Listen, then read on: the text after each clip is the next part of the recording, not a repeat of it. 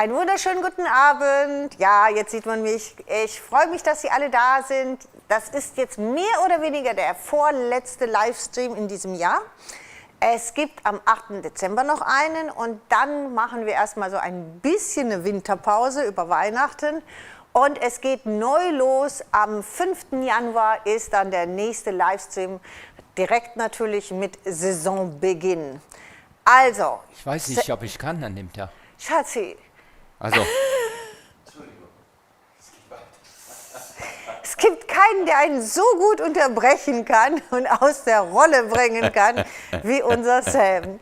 Also, jetzt fangen wir natürlich wieder an mit Ihren tollen Bildern. Und ich möchte es nochmal betonen, jeder tut immer mehrere reingeben. Das heißt, da sind immer, es lohnt sich unbedingt bei mir auf dem Blog, also www.lablanche.eu, unter dem Button Mitmachen drauf zu gehen, weil genau da können Sie Ihre Bilder hochladen und dort können Sie sich die meisten Ideen holen, und zwar von den Sachen, die unsere Kunden hochladen, wie zum Beispiel hier Frau Alexandra Winter, die nicht nur diese tollen Halbschalen gemacht hat, sondern auch noch jede Menge mehr und alle Bilder hochgeladen hat. Also da unbedingt gucken, weil da sind ganz, ganz, ganz viele Ideen.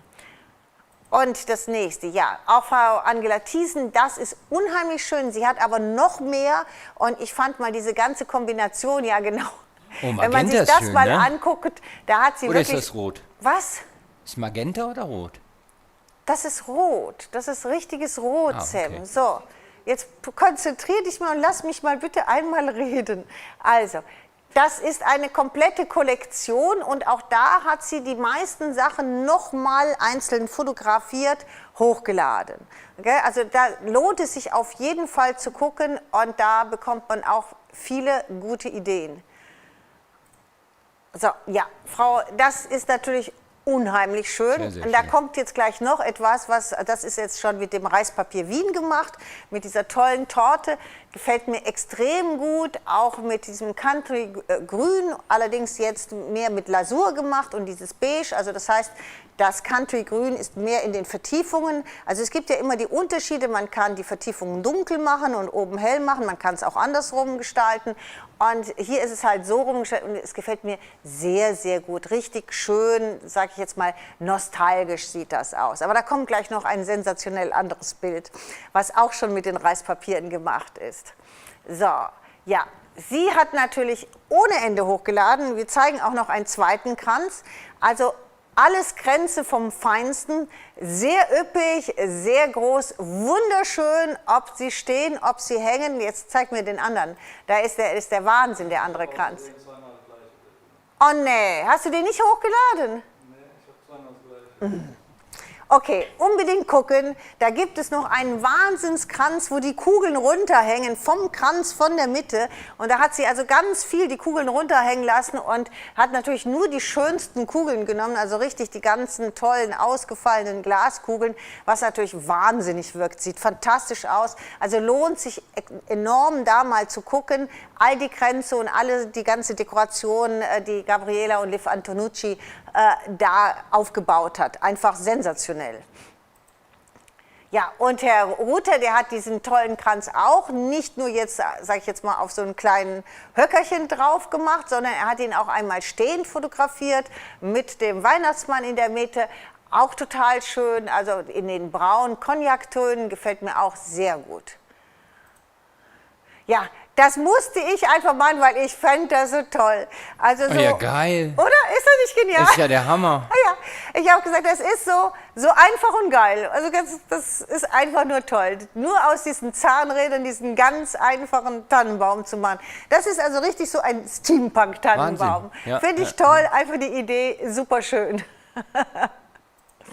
Ja, und das ist das, wo ich sagte, das ist der Wahnsinn. Ja. Also diese Idee, da einen Bäcker draus zu machen, und sie hat auch noch schön geschrieben, das ist mit Harti gemacht, diese Brote dann, und da sieht man so richtig noch diesen Mehlrand unten und dann der Hintergrund mit der Mauer und dann halt oben die Backstube geschrieben. Super, super schön, gefällt mir irre gut, ganz, ganz toll. Ja, Und das habe ich gesagt, muss man auch nochmal zeigen. Sie hat noch ein weiteres Bild, und zwar diese Kombination, was sie hier gemacht hat, sage ich jetzt mal, so einen Druck. Und dann hat sie die Bänder, diese Karo-Bänder außenrum und nochmal, sage ich jetzt mal, den Rand dieses Gesichtes nochmal mit einzelnen Blümchen und Perlen gestaltet. Da ist noch ein Bild hochgeladen von einer Dame mit einem schwarzen Hut. Also lohnt sich anzugucken, ist ein bisschen ein ganz anderes Basteln, gefällt mir aber sehr gut.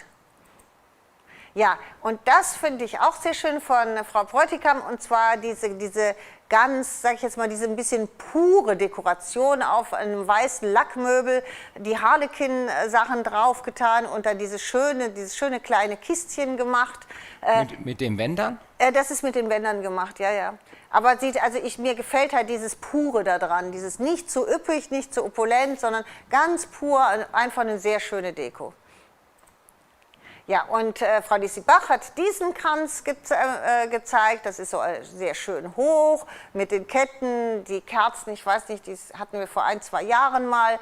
Und ich weiß nicht, ob wir die Kerzenhalter, kann sein, dass wir die noch haben oder eher nicht. Ich bin nicht sicher, bin etwas überfragt. Gell? Aber auch sehr, sehr schön. Jetzt kommen halt auch ein paar, sage ich jetzt mal, ja, sie hat unendlich viel Kugeln hochgeladen, also ganz viel große Kugeln hängend mit den Transfers, mit den schönen Folienblumen, immer auch noch ein bisschen Strass dabei. Ich gehe mal davon aus, jetzt wird alles aufgehängt. Da kann ich nur sagen, wer das noch machen möchte, unbedingt schauen, also wie es bei Mitmachen aussieht. Wir haben noch die blauen von den großen, glaube ich, gell? Und wir haben noch die braunen. Sonst sind, glaube ich, die großen Kugeln alle ausverkauft. Aber auch die lassen sich natürlich wunderschön gestalten mit den Goldtransfers und natürlich auch mit den Blumen. Ja, wir haben ja auch blaue Weihnachtsblumen, wer vielleicht in den blauen Bereich gehen möchte. Einfach nur mal so als Idee. Wer das nachbasteln möchte, da kann man das auch mit andersfarbigen großen Kugeln machen. Also total schön. Ja, sie hat auch, hast du das andere Bild auch drauf oder hast du das Dreierbild? Zeig mal das Dreierbild, das fand ich so toll. Ja, genau. Das heißt, sie hat, ich bin jetzt nicht sicher, aber ich glaube, das ist die Serviette im Hintergrund. Also das ist so schön gemacht, einfach so einen schönen karierten Hintergrund und dann, das ist die Teddybär-Mold, die Teddybären. Und da können Sie mal gucken, also wer sich nicht so sicher ist, so mit dem Anmalen, die sind wirklich so schön fotografiert, dass wenn man die anklickt, dann kommen die ja größer bei uns im Blog, dass man das richtig schön nachmachen kann. Das ist halt, wer es nicht weiß, es ist eine Moldform bei uns. Die können Sie ausgießen oder halt mit Hati oder mit das ausgeben, wenn es getrocknet ist, anmalen. Und sie hat das halt wirklich perfektioniert. Die sind so schön angemalt, also die sehen meiner Meinung nach alle aus, als hätte sie die gekauft. Da würde man nicht kommen, dass das also selbst gemacht ist. Das ist wirklich ganz, ganz professionell gemacht, ganz toll. Ja, und Michaela hat so eine Kombination gemacht aus damals dem Reispapier schlafende Teddys mit hinten noch diesem, ich glaube, es ist ein Kissen, ich bin nicht ganz sicher, finde ich auch total süß, so alles passend zusammen mit den Transfers vorne auf dem Windlicht oder es könnten auch die, na, wie heißen die noch, Porzellansticker sein, bin ich ganz sicher. Und dann das Reispapier sieht auch, also mit dem roten, ich finde, das ist immer passend und jetzt, wann, wenn nicht jetzt, wann dann, bauen wir auf für Weihnachten, oder? Ja, das ist von ihr. Sie hat auch jede Menge schöne Sachen hochgeladen und jetzt nochmal Harlekin. Da gehen wir jetzt wieder auf das Alljährliche. Ich meine, das ist jetzt kein Weihnachtsprodukt, sondern das ist wirklich ein Alljahresprodukt, was man die ganze Zeit basteln kann und was man immer wieder dekorieren kann, wo man auch immer wieder den Tisch passend dekorieren kann. Also das sieht auch extrem schön aus, was sie da gemacht hat. Ja, da unbedingt gucken, das ist mehrfach ist das fotografiert worden aus allen möglichen Varianten. Sensationell. Angefangen, sag ich jetzt mal, von den Dart-Elastik-Teilen, die oben am Dachrand sind, bis über den Balkon mit den Tannen. Wer es nicht weiß, die sind auch aus den Molds gemacht und unten Zaun und Bank und Skier und Schnee. Ganz, ganz, ganz toll. Und sie hat mehrere Fotos, wo man auch noch reingucken kann. Gell? Also super Ins schön. Haus? Hä? Ins Haus? Ja, Ah, okay. da kommen sie noch mehr Fotos. Du kannst ja sehen, sie hat eine Tanne innen drin und unten überall kannst du reingucken, auch mit einem kleinen Topf auf dem Fenster und so. Also super, super toll. Also ganz faszinierend. Ich finde es ganz, ganz sensationell. Ich schätze mal, alles ist ja leider immer so, dass es auf den Fotos gar nicht so gut rüberkommt. Ich schätze mal, in Natura ist das der absolute Oberhammer. Ich werde ja dann zum Kind. Ich fange ja dann an, wirklich so in diese Shadowboxen rein zu gucken, weil ich finde das einfach so toll. So. Jetzt, wir haben jetzt nur noch einen Hauch Weihnachten und das auch zu gegebenen Anlass. Und zwar haben wir die Wassertransfers wieder da. Da wurde ja immer wieder nachgefragt, wann gibt es sie endlich wieder. Jetzt sind sie da. Sie können sie bei uns als Set kaufen. Sie können sie bei uns aber auch einzeln kaufen. Weil ganz, ganz viel wurde ja immer wieder nach den Gold gefragt. Das heißt, Sie können auch jeden einzelnen Goldbogen einzeln kaufen und natürlich mit jedem Reispapier, wie auch mit dem Wien etc. miteinander kombinieren. Ich habe jetzt hier, wer Sie kennt, ich habe jetzt, schön, dass wir die Tannenbaumkerzen angezündet haben, Herr Geneiting. Ah, ich dachte, das wolltest du sparen. Können wir nachreichen? Nein, ich wollte nicht sparen. Okay, so, Entschuldigung. ich habe es jetzt mal anders gemacht, weil wir ja am letzten Livestream hatten wir ja Braun, Gold, Jazz. Und jetzt habe ich gesagt, jetzt machen wir nicht Braun-Gold, weil diese Engelchen haben ja alle so ein Blau-Türkis innen drin. Jetzt habe ich gesagt, jetzt machen wir mal Dunkelblau-Gold und gehen dann bis über das Blau-Grün-Türkise wieder zurück zum Blau-Gold. Also Sie sehen jetzt hier einfach den Tisch, der jetzt einfach nur mit Dunkelblau-Gold kombiniert ist mit den Wassertransfers. Und die sind, wenn jetzt einer nicht weiß, ich werde gleich damit arbeiten, wie das Set aussieht, kann ich das Set gerne noch mal zeigen, einfach mal nachfragen. Sonst werde ich gleich noch einmal damit arbeiten, zwar über das Reispapier wieder als Kombination. Wenn sonst Fragen sind, immer fragen, ich kann das zwischendurch beantworten. Sonst wollte ich eigentlich das Hauptaugenmerk heute auf Wien legen, aber wir können das alles fantastisch miteinander kombinieren. So, ich hätte die erste Frage. Ja.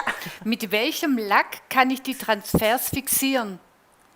Also Moment, fixieren müssen Sie sie grundsätzlich nicht. Wenn die einmal drauf sind, sind die eigentlich sehr fest und gut. Wenn Sie einen Lack haben wollen, das heißt, wenn der Glanz sein kann, kannst du mir mal gucken, bitte Marco, gib mir mal da so ein Medaillon, guck mal da gib mir einfach den ganzen Teller, Da kam gerade noch ein Nachsatz, bei mir sind sie krakeliert, die Transfers. Ja, genau, so, also, jetzt zeigen wir einfach mal diesen Teller, bevor ich jetzt da weiter, so, das ist jetzt, da sind die jetzt lackiert und das ist mit Pouring Glaze gemacht, gell? Man sieht, da ist jetzt eine richtig dicke Lackschicht drauf, auch auf dem Gold. So sehen die aus, wenn sie lackiert sind. So. Dieses Krakelieren passiert am meisten oder am ehesten, wenn man das entweder an die Heizung stellt oder mit dem Föhn, also wenn das zu schnell trocknet. Es gibt aber einen Trick, um das zu vermeiden. Das heißt, wenn ich es trotzdem, sage ich jetzt mal, relativ schnell, also bei mir sind ja auch einige krakeliert. Ich habe es aber erst rausgefunden, ich beschleunige ja grundsätzlich alles. Das heißt, im Bastelraum ist die Heizung an. Und wenn ich das mache, stelle ich das immer direkt oben drüber auf die Heizung. Ist einfach so. Und dann habe ich gemerkt, ui, alle sind sie krakeliert. Gell? So, und dann habe ich angefangen, die dann nicht an die Heizung zu stellen, nachdem ich sie fertig hatte. Und habe sie dann erstmal so ein bisschen schön weit weg, dass sie an normalen Temperaturen trocknen. Dann sind sie nicht mehr krakeliert. Dann haben wir den Hersteller gefragt und der meinte, einfach einmal, was war's mit dem Decoupagekleber, gell? Sam hat sie gesagt, gell? Einmal, wenn man es aufgebracht hat, über das, also die goldenen krakelieren sowieso nicht, sondern wenn krakelieren nur die farbigen, einmal mit dem Decoupagekleber, so lang, wenn man sie direkt aufgebracht hat, einmal drüber gehen. Ich gehe mal davon aus, das ist das Gleiche auch, wenn man mit Pouring Glaze drüber geht, dass sie dann nicht krakelieren, dass sie dann natürlich geschützt sind. Krakelieren tun die eigentlich nur durch Wärme. Und wer es halt sehr warm hat oder wer es gerne beschleunigt, der hat das dann krakelieren die. Ist allerdings eine gute Möglichkeit, wenn man es krakeliert haben möchte, stellt man es auf die Heizung. Wenn nicht, stellt man es ein bisschen etwas kühler zum Trocknen. So, das ist das eine, aber grundsätzlich fixieren, zum Beispiel auf Glas oder so, müssen Sie die nicht. Da kann man wirklich mit den Fingernägeln drüber gehen. Die halten, also ist gar kein Vergleich zu den normalen Rub-Ons, die ja sofort abgehen, die halten also wesentlich besser. Ich persönlich, ist eine Frage, was ich gerade machen möchte, finde Sie in Ihrem natürlichen, sag ich jetzt mal, Glanz, wie man jetzt gleich nochmal auf den Dosen sieht, kann man vielleicht, solange ich rede, nochmal drüber fahren, oder? Finde Sie, die sind alle nicht lackiert. Also die Sie hier sehen, die sind alle so aufgebracht. Und die finde ich persönlich, gehen mal jetzt zum Beispiel auf den großen Samuel da, genau. Da kannst du, glaube ich, relativ nah drauf gehen. Da ist auch nichts krakeliert, meine ich. Vielleicht ein bisschen unten, ich sehe es gar nicht, wenn ich ehrlich bin. Aber bei mir ist es also mit dem Krakelieren auch passiert. Also irgendwo kann man mal durchgehen, dann sieht man auch welche, die krakeliert sind. Aber die sind alle nicht lackiert. Die sind also alle so drauf, wie sie sind. Und auf diesen Medaillons mit diesem starken Glanz, die sind alle hinterher mit Pouring Glaze, sage ich jetzt mal, tatsächlich überschüttet worden. Eine Frage. Ja? Eine Frage zu den Transfers. Ja? Wo findet man diese im Shop? Direkt in dem jetzigen Ordner. Das heißt, wenn man auf die Startseite geht und man hat Livestream, sage ich jetzt mal, steht da ja, 27. Wenn man da aufmacht, da findet man die Wassertransfers einmal als Set, aber auch alle einzeln. Und das finde ich das Tolle, weil jetzt zum Beispiel, wenn man jetzt, ich zeige sie jetzt doch mal gerade, da haben wir ja zum Beispiel diese Goldtransfers. Wenn man jetzt sagt, okay, ich möchte für Weihnachten, sage ich jetzt mal 4 oder so Teller machen, da kann man sich jetzt 4 von diesem einzelnen Bogen kaufen und hätte dann wirklich das für den Teller und das hier zum Beispiel für die Glasuntersetzer oder so etwas. Das ist also überhaupt kein Problem. Die gibt es jetzt einzeln. Die gibt es einzeln, damit werden wir gleich arbeiten. Ich habe eine Vase gemacht mit dem Reispapier, wo ich drüber gehen möchte damit. Und im Moment habe ich jetzt die nicht zerschnitten. Irgendwelche, die ich nicht zerschnitten habe. Nein, ich mache mal gerade ein neues auf. Okay. So, und dann gibt es natürlich noch diese Engelsmotive. Und auch die gibt es einzeln, aber es gibt sie auch als Set. Das Set sieht dann so aus, dass Sie von jedem dieser Designs 2 Bogen haben, also insgesamt 8 Bogen. Das heißt, Sie haben die kleineren Engel dabei, zweimal. Sie haben den größeren Engel dabei, zweimal. Und dann die beiden Bogen, die ich eben schon gezeigt habe. Also zweimal die Ornamente, zweimal die runden, sage ich jetzt mal, für Teller, die man aber auch komplett anders benutzen kann. Also das ist das Set, das heißt 8 Bogen gibt es bei uns. Aber auch alle einzeln, weil gerade das Gold, weiß ich, dass das, da wurde immer wieder nachgefragt und wir haben gesagt, wir machen das Gold jetzt einzeln, damit Sie das für alle die Reispapiere oder egal für was wir eigentlich alles nutzen können, was Sie möchten. Und wir werden gleich eine schöne Vase auch damit machen. Man kann das Gold, man kann selbst auf das Papier, auf normale Kartenpapier, kann man dieses Gold benutzen. Ich finde es ein bisschen zu schade, aber es würde funktionieren, wer jetzt rein Papier bastelt. Jetzt Eine Frage. Ja. Ich habe die Engeltransfers auf echte Kerzen gemacht und sie haben Längsrisse. Was habe ich falsch gemacht? Weiß ich nicht. Weiß ich nicht. Auf echte Kerzen habe ich es auch gemacht. Ich hatte doch hier dieses Beispiel. Wo ist es denn noch? Ja, vielleicht liegt es ein bisschen, ich habe keine Ahnung. Also das hier ist jetzt ein echter Kerzenwachs. Und das haben wir hier gemacht, hier im Livestream, deswegen gucke ich gerade. Da ist allerdings nicht der Engel, ist jetzt so, aber da ist kein Riss drauf. Könnte vielleicht am Wachs liegen. Hatte ich das nicht sogar noch auf die groben Kerzen gemacht? Doch, ich hatte es sogar noch auf die braunen, großen Kerzen. Weiß ich nicht, keine Ahnung. Könnte vielleicht am Wachs liegen. Es kann aber sein, dass auch die Engel irgendwie, wegen die Engel und die Wärme. Ja, ja, natürlich. Klar, Entschuldigung. Ja, haben Sie die Kerze schon angemacht? Jetzt kriege ich leider bestimmt keine Antwort. Das kann es natürlich sein. Oder habe ich nicht drüber nachgedacht? Nee, bestimmt davor. Bestimmt davor. Bestimmt davor. Nein, aber Und durch, auch wenn man die hinten zu feucht gemacht haben, war das auch mit den nein, Rissen? nein, Also nein, trocken nein, nein. Du aufgetragen kannst ja war hier, kannst du gar nicht großartig feucht machen. Nee, weil sonst geht das auf dem Wachs ja nicht. Aber das ist ja eine LED. Das ist zwar echt Wachs, aber LED, die wird ja nicht heiß. Wenn es eine echte Kerze ist, die wird ja heiß. Da habe ich nicht drüber nachgedacht, ja. Vielleicht antwortet sie, ob es vorher war oder hinterher. Aber da bin ich auch überfragt. Vielleicht weiß es jemand anders und kann jemand anders da Antwort zu geben. Ich meine, ich hätte im Blog sogar ein paar Bilder gesehen, wo auch auf echte Kerzen gemacht wurden. Ob da auch was gewesen ist. Aber da bin ich, bei Wachs weiß man ja sowieso nie genau, wie diese Oberfläche ist. Muss man ja ehrlich ein bisschen zugeben, dass man nicht genau weiß, was da jetzt für Stoffe so drin sind. So. Also die Kerze war nicht an, war eine flammlose Kerze und stand auch nicht an der Heizung. Ja, dann weiß ich es nicht. Keine Ahnung. Weiß ich nicht, wüsste ich nicht. Weil wir haben es ja auch gemacht und ich glaube, einige andere Kunden haben es ja auch gemacht. Also ich weiß es nicht. Kann ich leider nichts zu sagen. Da stecke ich auch nicht drin. Ich gehe aber davon aus, dass sie es richtig gemacht haben. Es wird wohl irgendwas in diesem Wachs sein oder dass es irgendwie reagiert vielleicht mit dem 4-Farbdruck.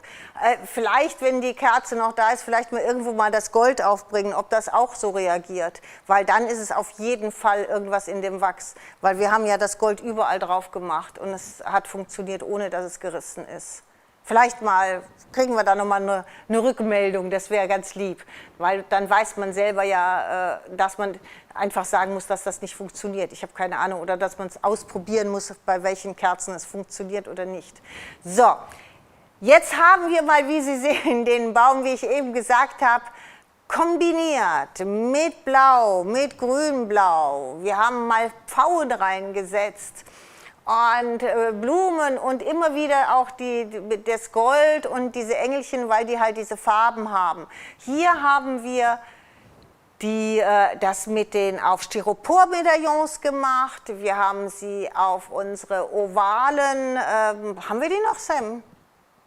Was? Die ovalen. MDF haben wir noch, ja. MDF, ja, genau, ja. auf die ovalen MDF in verschiedenen Größen. Da passten sie super drauf und haben das Ganze kombiniert. Und jetzt bitte noch mal gerade zu mir zurück, wenn es geht. Weil wir haben auf die Idee bin ich eigentlich nur durch dieses Band gekommen, weil wir dieses tolle Band haben, was halt auf der einen Seite dieses Blau-Grün hat und auf der anderen Seite aber das Braun. Das heißt, das hat wirklich diese perfekte Farbkombination, dieses Teal, sage ich jetzt Teal mit Braun. Und damit habe ich natürlich dann die Schleifen gemacht und deswegen, das passte halt so, sage ich jetzt mal, wenn man jetzt hier das nochmal nimmt, das passte halt jetzt so absolut perfekt dazu, weil wir hier auch dieses Teal haben und die Braun im Hintergrund. Und deswegen habe ich gesagt, okay, dann gucken wir, dass wir den Tannenbaum auch noch ein bisschen passend dazu gestalten, dass man diese zwei Farben miteinander kombinieren kann. Ich weiß jetzt ehrlich gesagt nicht, soll ich mal die Artikelnummer, falls jemand das Band... Brille, wo bist du? Nee, da ist sie. Das nennt sich Felice Ribbon. Kommst du da drauf oder ist das zu weit weg? Ich glaube, zu Ja, weit weg. genau, super. Genau, da kann man, wem das interessiert, das ist dieses Band, weil das ist wirklich toll. Da kann man toll Schleifen mitmachen und gerade weil es so beidseitig ist, ist das fantastisch. So, da sind wir in dieser Farbwelt, deswegen hatte ich das genommen. Passte so perfekt zu den Sachen. Und auch hier, wenn man das jetzt hier guckt, wenn man das so eine Serviette hier macht, da habe ich dann, wir haben jetzt die Teile, Sam, aber da weiß ich beim besten Willen nicht, weder wie die heißen. Sind in der Gruppe. Hä? Sind in der Gruppe. Finden Sie in der Gruppe und dann habe ich das einfach mal so, hier sieht man das auch, wenn man die Schleife macht, wie schön das ist, dann kann die hier braun und hier oben ist die türkis, weil es halt dieses beidseitige ist, kann man das super miteinander kombinieren. Nur mal so eine Idee. Okay, jetzt gehen wir weiter zurück, genau, so. Und da sehen wir jetzt noch weiter, das ist jetzt das Hintergrundpapier, was wir bei Wien haben und das passt natürlich auch total schön, weil auch dieses Papier die gleiche, sag ich jetzt mal, Farbkombination hat. Das ist dieses sogenannte Teal, so ein Blau-Grün, was da drin ist. Und auch das passt natürlich jetzt fantastisch, ob mit den Goldtransfers zusammen, ob mit den Engelchen zusammen. Also diese ganze, macht das Ganze etwas verspielter, sag ich jetzt mal ein bisschen lieblicher. Okay? Und hier haben wir oben auf die Deckel, haben wir dann immer das Goldtransfer, das Runde genommen, weil es genau passt. Zum Beispiel bei den Dosen haben wir teilweise oben die Engelchen und unten haben wir dann das Hintergrundpapier von dem Reispapierset Wien. So. Eine Frage. Ja. Die Boxen gibt es bei uns im Shop? Einige, nicht alle, gell? Helf mir mal, Sabine. Die ovalen Boxen gibt es im Shop. Die runden, flachen gibt es im Shop. Also da einfach mal gucken. Wir haben einige davon, aber nicht alle. So, hier haben wir die Engel. Wer es jetzt nicht mit diesem Teal mag, mit dem zweiten Hintergrundreispapier kombiniert. Was sehr Das finde ich aber auch edel. Ja, genau, was sehr edel ist, und ich werde jetzt beide Hintergrundpapiere mal gerade zwischendurch zeigen, was sehr edel ist und was natürlich dann mehr in diesen braunen Bereich geht. Und da haben wir jetzt bei dem Glas das auch in den Hintergrund gemacht. Das heißt, zuerst die Transfers aufgebracht, dann das Reispapier von hinten aufgebracht. Manche sagen bestimmt, das ist zu schade für das Reispapier, aber ich finde schon, dass man relativ oft mal einen schönen Hintergrund braucht, wenn man so einen Mittelpunkt macht. Und wenn man nicht mit Schablonen arbeitet, dann nur angemalt ist meistens nicht so schön und dieses Reispapier passt dann meiner Meinung nach ziemlich gut dazu. Ja. Hier unten haben wir dann auch noch ein paar Beispiele, das heißt nochmal ein Triptychon, da sieht man nochmal richtig das mit dem Gold und natürlich alles kombiniert mit der Krone. Das ist die Krone aus unseren Molds und diese türkisen Flaschen, diese Kerzenhalterflaschen, die sind sehr günstig, glaube ich auch, wenn ich es richtig in Erinnerung habe. Gell? Ja, stimmt. Genau. Und, Tue ich auch gleich in die Gruppe. Genau, die passen auch super von der Farbkombi dazu, wer so etwas halt gerne hat oder haben möchte. Hier sieht man das nochmal mit dem, und da sind, glaube ich, gar keine krakeliert, gell, von denen. Ich glaube, da habe ich es dann schon gewusst, gell, da habe ich sie dann nur noch brav kalt trocknen lassen. Man lernt ja dann irgendwann auch. Heute haben wir ganz schnell, kann ich Ihnen auch gerade zeigen, heute haben wir ganz schnell eben, diese Vase gemacht und, mit diesem Hintergrundpapier. Und die möchte ich gleich hier auch mit den Goldtransfers machen und hier oben ein bisschen. Und dann musste die unbedingt trocknen und dann wollte ich die auch noch lackieren, dann habe ich die noch lackiert. Und dann wurde die vor den stärksten Heizofen gestellt. Also da durfte ich jetzt keinen Transfer drauf machen, weil sonst wäre alles krakeliert. Die musste richtig was aushalten, diese Vase. So, aber hier sehen Sie das auch schon richtig gut. Das ist das Hintergrundpapier, was Streifen hat, was ich extrem edel finde, aber nicht nur ich, Sie auch. Und ich kann aber sagen, dass es da nicht mehr allzu viele von gibt. Es gibt noch genügend, wir haben von Anfang an mehr bestellt, aber nicht mehr allzu viele. Wir werden das aber nicht mehr nachbestellen, weil wir gesagt haben, wir kommen danach, geht es jetzt wirklich auf Ostern zu und jetzt bestellen wir nicht nochmal, weil wir haben Harlekin allein 3-mal nachbestellt, weil das immer wieder ausverkauft war und immer wieder ausverkauft. Da haben wir direkt mehr. Aber wenn es weg ist, ist es weg. Also wer meint, dass er das also zwingend benötigt, bitte jetzt kaufen, solange es noch erhältlich ist. Frage, ja. Mit welchem Kleber klebt man Organza-Bänder am besten auf Dosen? Organza-Bänder? Ja. Jetzt sollen die, ja, es ist jetzt die Frage, also ich mache ja immer alles mit Heißkleber. Wenn man aber Zeit hat, würde ich das persönlich mit Heavy Body Gel machen. Das ist trockener. Du brauchst ja einen relativ trockenen Kleber, damit das nicht so durchkommt. Deswegen schön hauchdünn mit Heavy Body Gel. Da muss man aber Zeit haben, weil es muss ja trocknen. Das ist die Sache. Sonst mache ich das immer tropfenweise. Nee, bleib mal bitte bei mir. Entschuldigung, ja, so. Das ist jetzt das eine Reispapier-Hintergrund und das hier ist das zweite Reispapierhintergrund.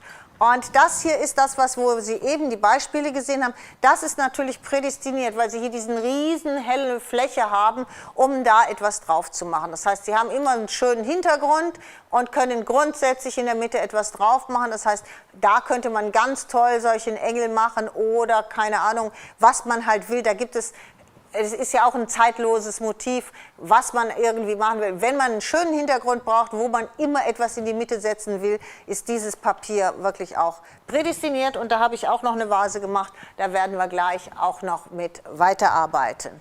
So. Eine Frage, Ja. Wie viele Reispapiere benötigt man für diese Vase? 2 oder 3? 3. Für die große Runde habe ich 3 gebraucht. Das sind 3, die hier drauf sind. Und zwar gibt es einen Teil da, man hat natürlich übrig, und zwar, wenn man sich das jetzt anguckt, du hast hier links und rechts, hast du hell, gell? Und wenn ich das am Stück weitermachen will, muss ich mir immer ein helles hier abschneiden, damit ich dann wieder mit dem Blau anfangen kann. Nachvollziehbar? Fast, ja. Gell? Weil Natürlich. sonst hätte ich, wenn ich jetzt den zweiten hellen hier dran tun würde, hätte ich hell und dann wieder dunkel. Also habe ich immer ein helles abgeschnitten, sodass ich hier mit Blau weitermachen konnte.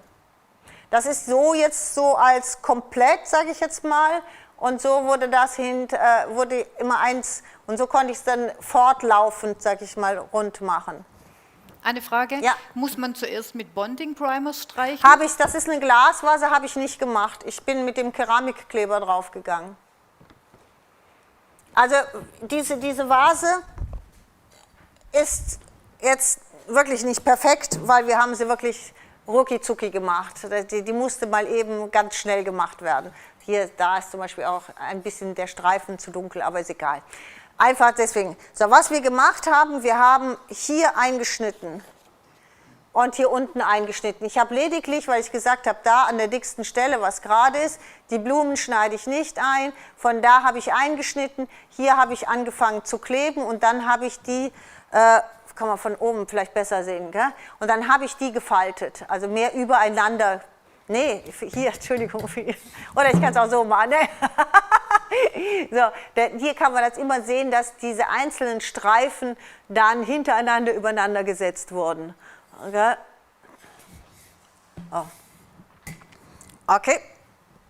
Jetzt gehen wir weiter, oder? Gehen wir zum Reispapier Wien.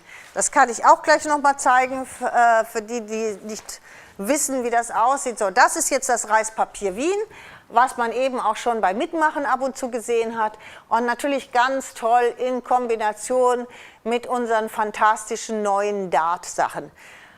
Und da kommen wir gleich gehe ich auch mal noch nach vorne.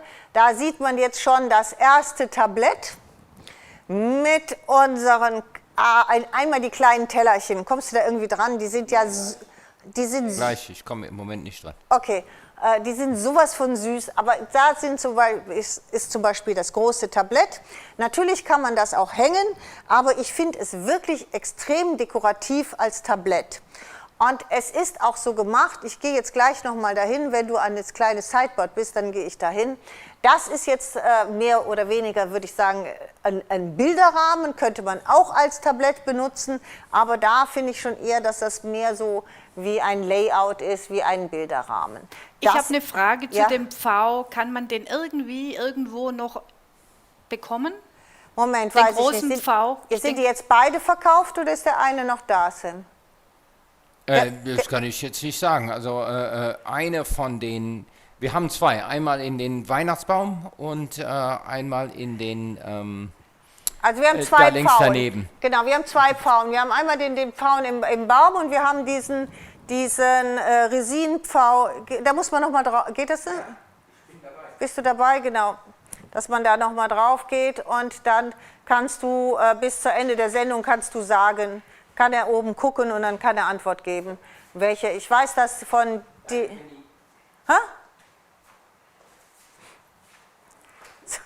So, jetzt gehst du erstmal auf wenn die nicht mehr im Internet zu sehen sind, dann sind die leider aus. Ach, steht da nicht, sind die dann ganz weg? Ja, man sieht, dass sie nicht bestellbar sind. Ah, okay. Also es gibt...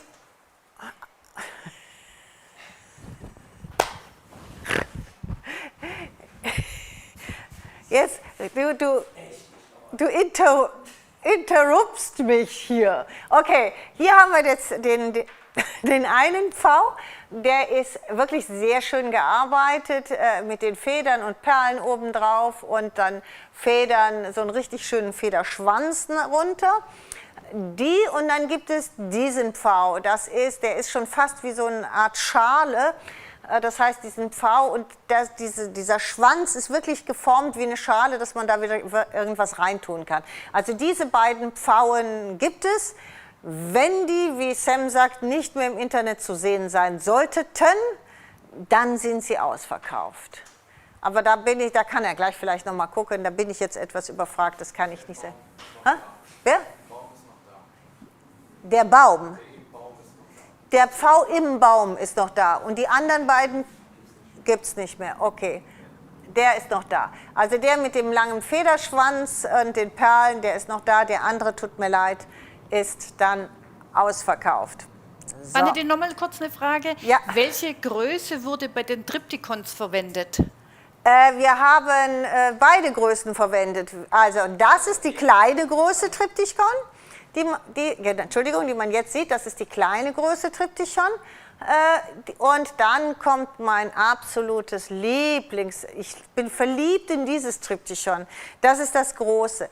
Die Kombination von diesem, wie eine Tapete, sage ich jetzt, Hintergrundsding und dann diese Bilder vorne drauf ich liebe auch diese Bordüre, die in der Mitte da drumherum ist. Diese kleine von da, ne? Ja, sensationell. Und dann oben das Ornament. Ich bin absolut verliebt in dieses Triptychon. Von Anfang an war das so mein Ding.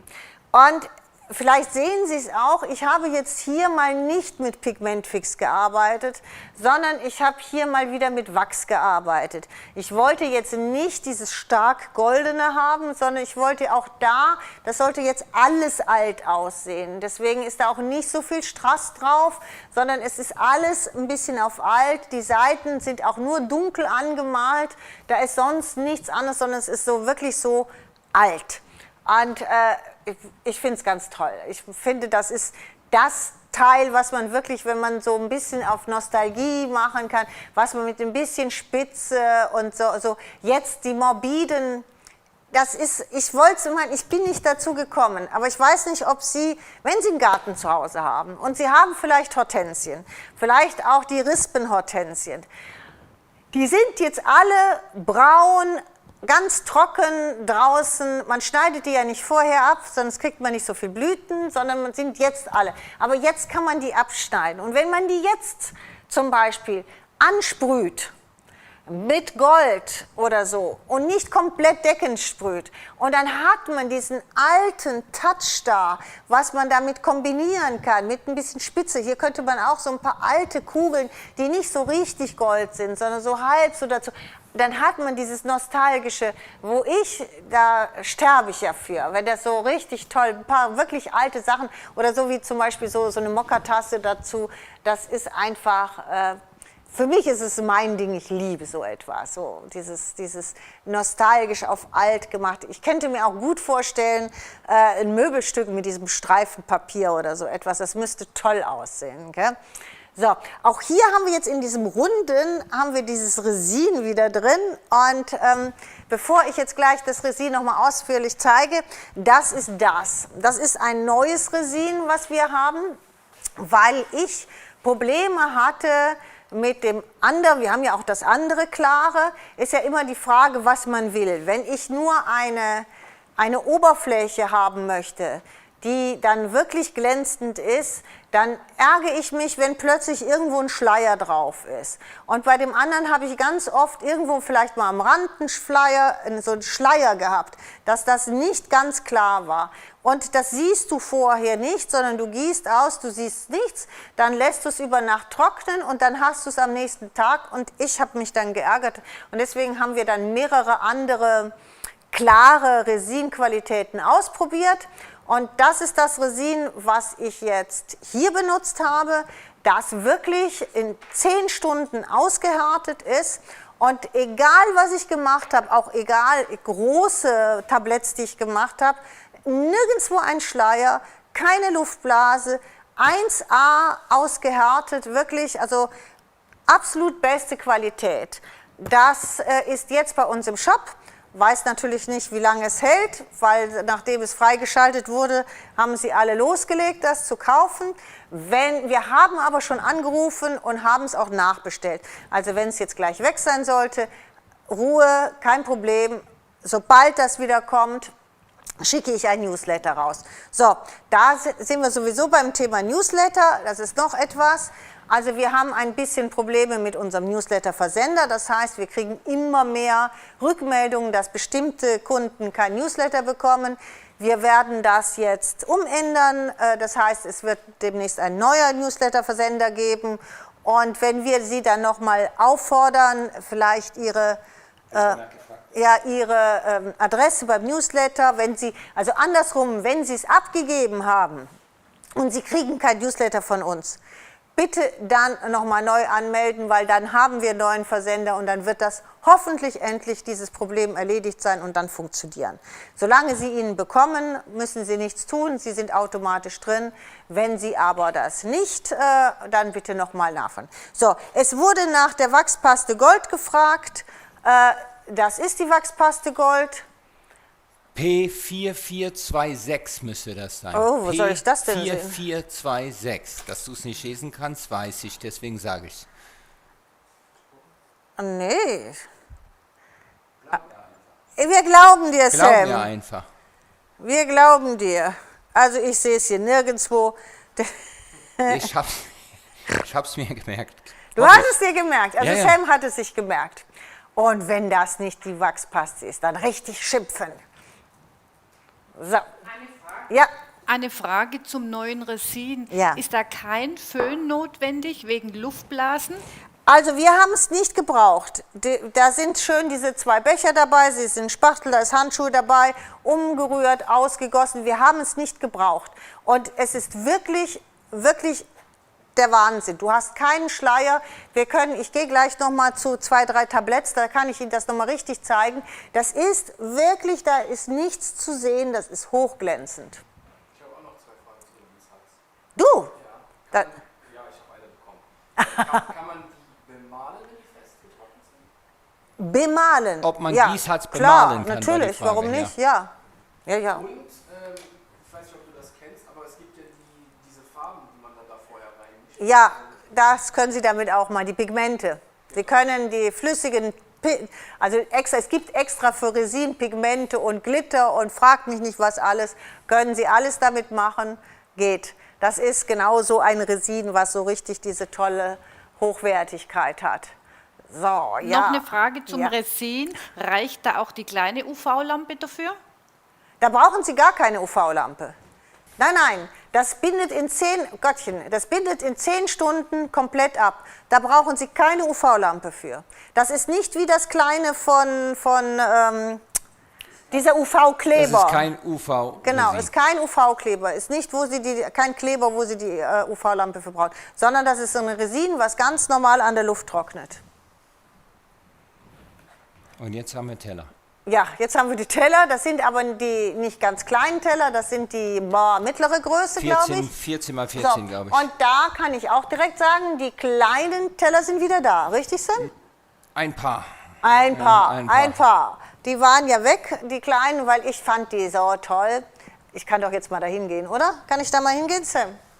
Du kannst Oder ja nicht? machen, was du willst. Ist Kann ja ich? deine Sendung. Ist meine Sendung, dann gehe ich mal dahin. Und du gehst nicht auf meine Hose. Ich habe nämlich heute eine Hose an, die ich von der Reinigung geholt habe. Zieh sie an und 10 Zentimeter sind die Hosen zu kurz. Da habe ich gesagt, um Gottes Willen, jetzt ziehe ich Turnschuhe an und man geht nicht auf meine Hose. So, ich finde eine Herausforderung jetzt. Ich finde diese kleinen Tellerchen so allerliebst. Also wenn man sich die irgendwo hinstellt, wenn man die verschenkt, ich finde die einfach toll. Man kann da kleine Sachen drauf tun. Ich weiß es nicht. Ich bin ich finde das einfach auch ein tolles Geschenk.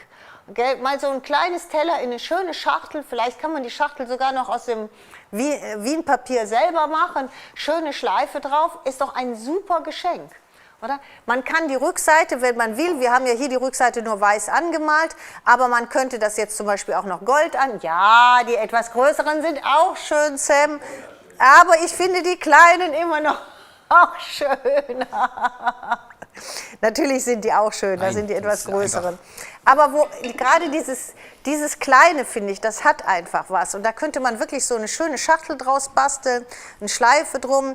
Und hier entweder macht man das Gold und lackiert es zum Beispiel, oder man kann ja auch diese Gumminoppen, da gibt es ja diese Gummipuffer da, die könnte man da drauf machen, wenn man das vielleicht auch einfach nur anmalt. Manche tun auch ein bisschen Filz auf die Rückseite draufkleben, dann wird es noch ein bisschen wertiger, aber es reicht eigentlich, wenn man jetzt eine andere Farbe drauf gibt, zum Beispiel ich würde so dieses Grün, was wir hier haben, und dann einfach lackieren, dann sieht das schon toll. Aber einfach so, wenn man jetzt noch kleine Geschenke sucht, was ist das? Gibt's ein Sechserpack oder wie gibt es das bei uns? Das ist ein Sechserpack. Ein Sechserpack, meine ich ja.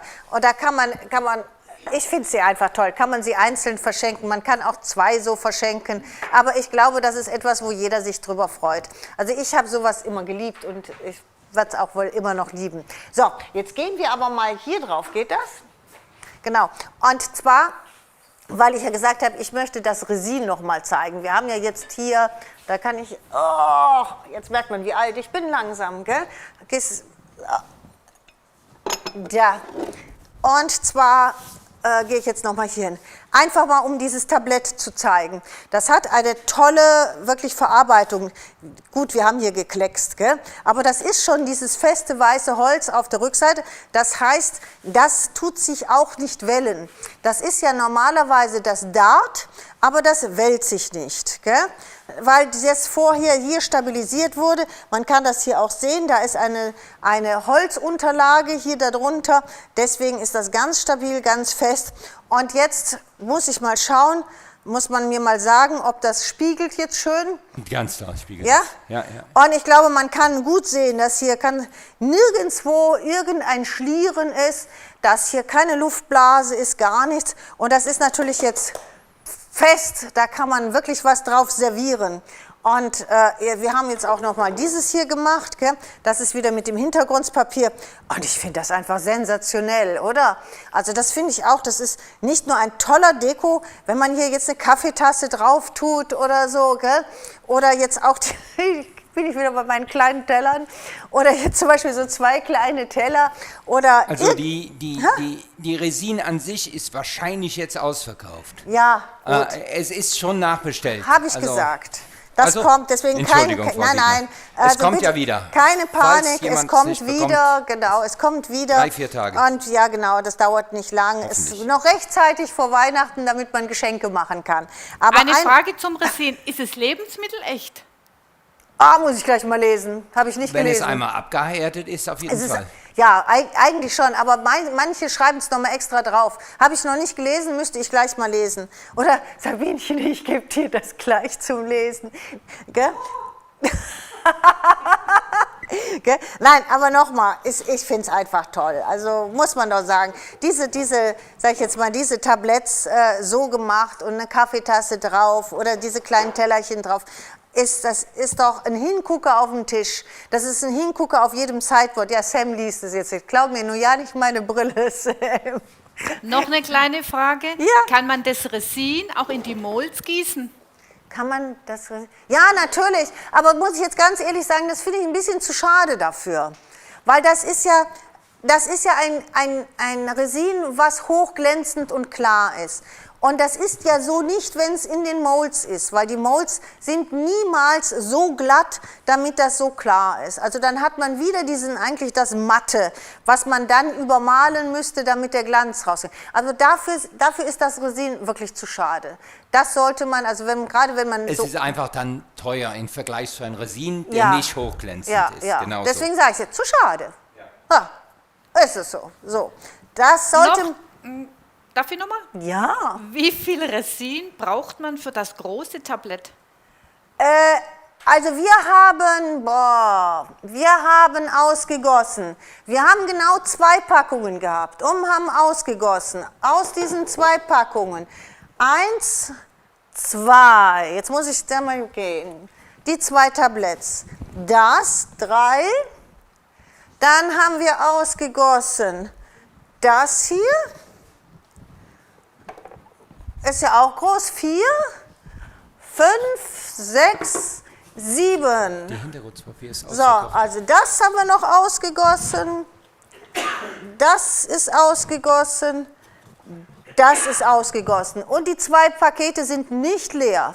Also 1 ist leer, das 2. ist nicht leer. Also das ist alles daraus ausgegossen. Ungefähr wie dick hast du gegossen? Einfach nur ein paar Millimeter oder einfach, dass es gedeckt ist? Oder? Gute Frage. Nein, einfach nur vom Gefühl her. Ja, ich gucke natürlich immer, dass es schon eine gewisse Dicke hat, damit es nicht vielleicht irgendwo abperlt. Ich glaube, jeder, der kennt, mit Resin ausgießen, wenn es zu dünn ist, dann zieht sich das zusammen und fängt an zu perlen. Also es hat schon eine gewisse Dicke, aber wie dick? Keine Ahnung. Ich tippe auf 2-3 Millimeter. Ja, ich würde sagen mindestens. Wenn man sich das anguckt, oder? Hier, wenn man jetzt hier den Rand da guckt. Ich korrigiere mich, 2,2 bis 3,7. Ach du Blödkopf. Ist es denn wahr? Ja, du aber Pisse. ja, irgendwie so in der Richtung. Man sieht es ja doch überall, ja. Also es ist nicht sparsam ausgegossen. Sagen wir es mal lieber so. Okay? Es ist... Das Ja. konnte man nie von dir behaupten, dass du sparsam bist mit irgendwas. Dankeschön. Gerne. Nein. Also, weil es ist ja wirklich der Punkt, dass, hier ist es allerdings ja gerade, dass manchmal sind die Sachen ja nicht so ganz gerade. Und dann, wenn man nicht genügend hat, dann perlt das ab. Dann hast du gerade in der Mitte oder so, hast du dann so Löcher. Und deswegen, eine gewisse Dicke sollte es immer haben. Wenn der eine Hintergrundpapier jetzt schon ausverkauft ist, gucken wir, dass noch ein paar reinkommen, oder? Doch? Ja. Ein paar kommen in den nächsten Tagen wieder Okay. rein. Dann bestellen wir halt noch ein paar. Ja, dann von den wunderschön gestreiften Ja. Hintergrundpapier. Von meinem Lieblingsteil hier. Wir haben ja Weihnachten. So, okay. Ich gehe jetzt mal wieder hinter meinen Tresen. Gell? Und ihr bin geht immer dann, charmant. gehen jetzt vom Reispapier rüber zum Papierset. So, muss noch jemand wissen, wie das Reispapier aussieht, dann würde ich es jetzt zeigen. Wenn nicht, gehen wir direkt zum Papierset rüber.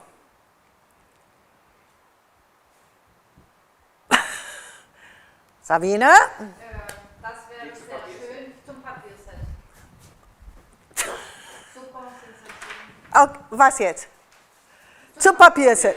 Okay, Papierset zeige ich jetzt mal kurz. Und zwar, weil wir da verschiedene Varianten gemacht haben. Also, da wir ja jetzt nicht gebunden sind an HSE, dass wir immer so eine gewisse Menge machen müssen und groß und ganz viel rein etc., haben wir gesagt, geben wir Ihnen die Möglichkeit, weil wir ja jetzt auch mehr oder weniger ja nicht mehr Weihnachten haben und wir gesagt haben, das ist ein Alljahrespapier, dass Sie das unterschiedlich kaufen können. Das heißt, wir haben einmal, sage ich jetzt mal, so diese typische Zusammenstellung. Das heißt, wir haben 4 verschiedene Designs und Sie bekommen, ich zeige die gleich einzeln, Sie bekommen jedes Design 3-mal plus die Tags plus 2-mal, das heißt insgesamt 106 gelaserte Elemente. Das ist diese typische normale Papierzusammenstellung, die bieten wir Ihnen auch an. Wir bieten Ihnen auch alles einzeln an, also jedes Papier einzeln, die Tags einzeln und die Lasercuts einzeln. Aber wir haben auch so, sag ich jetzt mal, so ein kleineres Set oder ein kleineres Bundle für Sie gemacht, damit, wenn Sie sagen, ja, ich bastel nicht, das ist mir alles zu viel, ich will nicht so viel basteln, aber es gefällt mir. Das ist von jedem ein Papier, richtig, Sam? Ja. Das sind also 4 Papiere, es sind von jedem ein Tag und einmal die gelaserten Elemente. Alles finden Sie aber wieder in diesem Ordner. Da können Sie sich das ganz genau angucken. Ich habe gemerkt, also dass ganz viele zum Beispiel das große Set kaufen und ein paar einzelne Papiere dazu. Die Lasercuts werden grundsätzlich immer 2, 3, 4, 5 Mal gekauft. Gut, ist auch so, dass man damit halt immer arbeiten kann, auch ganz unabhängig von dem Papier. Aber das ist halt einfach, jeder kann es machen, wie er möchte. Ich zeige jetzt das Papier mal auf die Schnelle.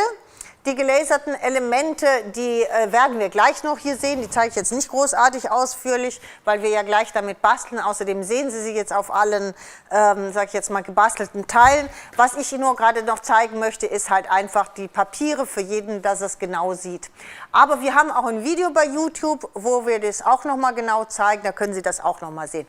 So, da haben wir zum Stopp, bevor das Papier kommt, eine Frage zum Reispapier. Muss man das, bevor man es mit Resin bearbeitet, muss man das Reispapier bearbeiten, bevor man das Resin drüber macht? Also ich mache es immer, ja. Und zwar gibt es einen Grund. Immer eine Schicht Lack drauf. Ob Sie Pouring Glaze drauf tun, ob Sie Decoupage-Kleber drauf tun. Nur kein Soft Touch, weil Soft Touch ja diese Wachsinhalte hat. Immer einmal lackieren, weil sonst zieht das Resin zu sehr durch das Reispapier durch. Und das dann, wenn das da unten drunter dann nicht 100% weiß gestrichen war, dann haben Sie diese nicht ordentliche, sage ich jetzt mal, ja, Unterlage sichtbar. Wenn Sie aber einfach das einmal fixieren mit Pouring Glaze, bevor Sie das draufgießen, dann geht das Resin nicht durch das Reispapier und dann haben Sie wirklich die Ergebnisse so, wie Sie das jetzt eben gesehen haben, also die perfekten Ergebnisse. Okay, jetzt wieder zurück zum Papierset. Das gilt übrigens auch fürs Papierset. Man kann ja theoretisch, das haben wir auch schon gemacht, je nachdem, wenn Ihnen jetzt zum Beispiel dieses Motiv so super gefällt und Sie möchten das in einen Rahmen tun, können Sie das natürlich auch. Das können Sie, also wenn ich Papier, so dickes Papier klebe, damit sich das nicht wellt, können Sie das einmal mit Doppelklebeband kleben, was ich aber, wenn ich es mache, meistens mache, ist mit Heavy Body Gel, weil es relativ trocken ist. Aber dann müssen Sie auch das einmal lackieren mit Pouring Glaze. Wenn das einmal versiegelt ist, also zu ist, muss man achten, dass man unbedingt auch an die Ränder geht, damit es nicht von unten runterläuft. Also richtig zumachen, einmal fixieren, also richtig versiegeln, sage ich jetzt mal, mit Pouring Glaze. Dann können Sie auch da drauf das Gießharz gießen und Sie hätten all diese Motive, wenn man jetzt hier mal, geh mal nah drauf, wie toll hier dieses Paar ist. Also wirklich diese Details hier und hier bei diesem Paar, dass man, dann kann man auch das wirklich versiegeln und dann sieht das auch fantastisch aus. Gell? Also nicht nur Reispapier geht, man kann auch das, aber immer grundsätzlich einmal vorher versiegeln und ich nehme am liebsten Pouring Glaze. So, dann haben wir hier auf der Rückseite tolle Hintergrundmotive, dann sage ich jetzt mal so diese typischen Manegen, wo man jetzt entweder die Lipizzaner drauf tun kann oder wo man auch sagt getanzt oder so etwas oder auch das Karussell. Dann geht es weiter mit dem Kaffeehaus, sage ich jetzt mal. Das ist so diese typische Kaffeehaus-Idylle hier. Hier hat man so eine Mischung wieder mit den Lipizzanern und an der Seite hat man dann sage ich jetzt mal, die gute alte Zeit, die Dame, das Angezogene von der guten alten Zeit. Gell? So, unten drunter gibt es dann immer noch alle Motive in ganz klein und hier auf der Rückseite ein schönes fortlaufendes Motiv, wo man toll als Hintergrund benutzen kann. Ist auch so ein bisschen so Tapetenmotiv, was ich ja liebe, was man dann dementsprechend auch fantastisch zurechtschneiden kann in die unterschiedlichsten Größen, wie auch das ist auch so eine Art Tapetenmotiv, was man egal wie benutzen kann. Und auf dieser Seite haben wir dann wieder diese Manegen. Das ist auch ein sensationelles Motiv mit diesen Kronleuchtern, die von oben runterhängen. Und da kann man also wirklich tolle Sachen mitmachen. Und auch wieder ein ganz einfaches, schönes. Man braucht immer wieder Ruhe. Wenn man zu viel, sage ich jetzt mal, kleine Sachen hat, muss man immer mal wieder so ein ruhiges Papier dazwischen haben. Und das ist jetzt dieses typische Bild, sag ich jetzt, wo man die Leute drauf flanieren lassen kann, wo man die Pferde drauf tun kann, also wo man alles miteinander kombinieren kann und hier dann wieder zum Beispiel schön diese Blumen, Manege, egal was. Das sind diese 4 Designs, dann gibt es diese tollen gelaserten Elemente, da sehen Sie gleich noch alles. Das heißt, wir haben Pferde, wir haben wunderschöne Pärchen, die tanzen, wir haben aber auch so Pärchen, die einfach nur flanieren und sich verliebt in die Augen gucken, genauso wie wir Karussells haben. Moment, die sind so, wie wir auch diese Karussells, unterschiedliche Karussells haben. Und wir haben aber auch, natürlich ist ja Kaffeehauskultur, wir haben auch ganz viel Kaffee und Kuchen etc. Also das ist dann in den gelaserten Elementen und die Tags, die habe ich hier schon ausgeschnitten. Da ist eigentlich alles, was man braucht, von den Pferden bis über, sag ich jetzt mal, Kaffeehaus, wie hier, diese ganzen Motive sind da drin, bis über dann die Gebäude hat man hier noch. Also etwas ist dabei. Also genügend ist es dabei, wo man wirklich schöne Sachen mitmachen kann. So, jetzt gehen wir mal zu den Beispielen, oder? Ja, da haben wir das erste Layout und da sieht man schon, wie man arbeiten kann. Das heißt, man kann sie wirklich im Pas de deux, man hat regelrecht das Gefühl, als würden die an einem vorbeitraben. Gell? Und dann schön mit den Blumen, Entschuldigung, wir haben ohne Ende Blumen auch noch in den gelaserten Elementen. Hier sieht man sie, die hätte ich schon fast vergessen.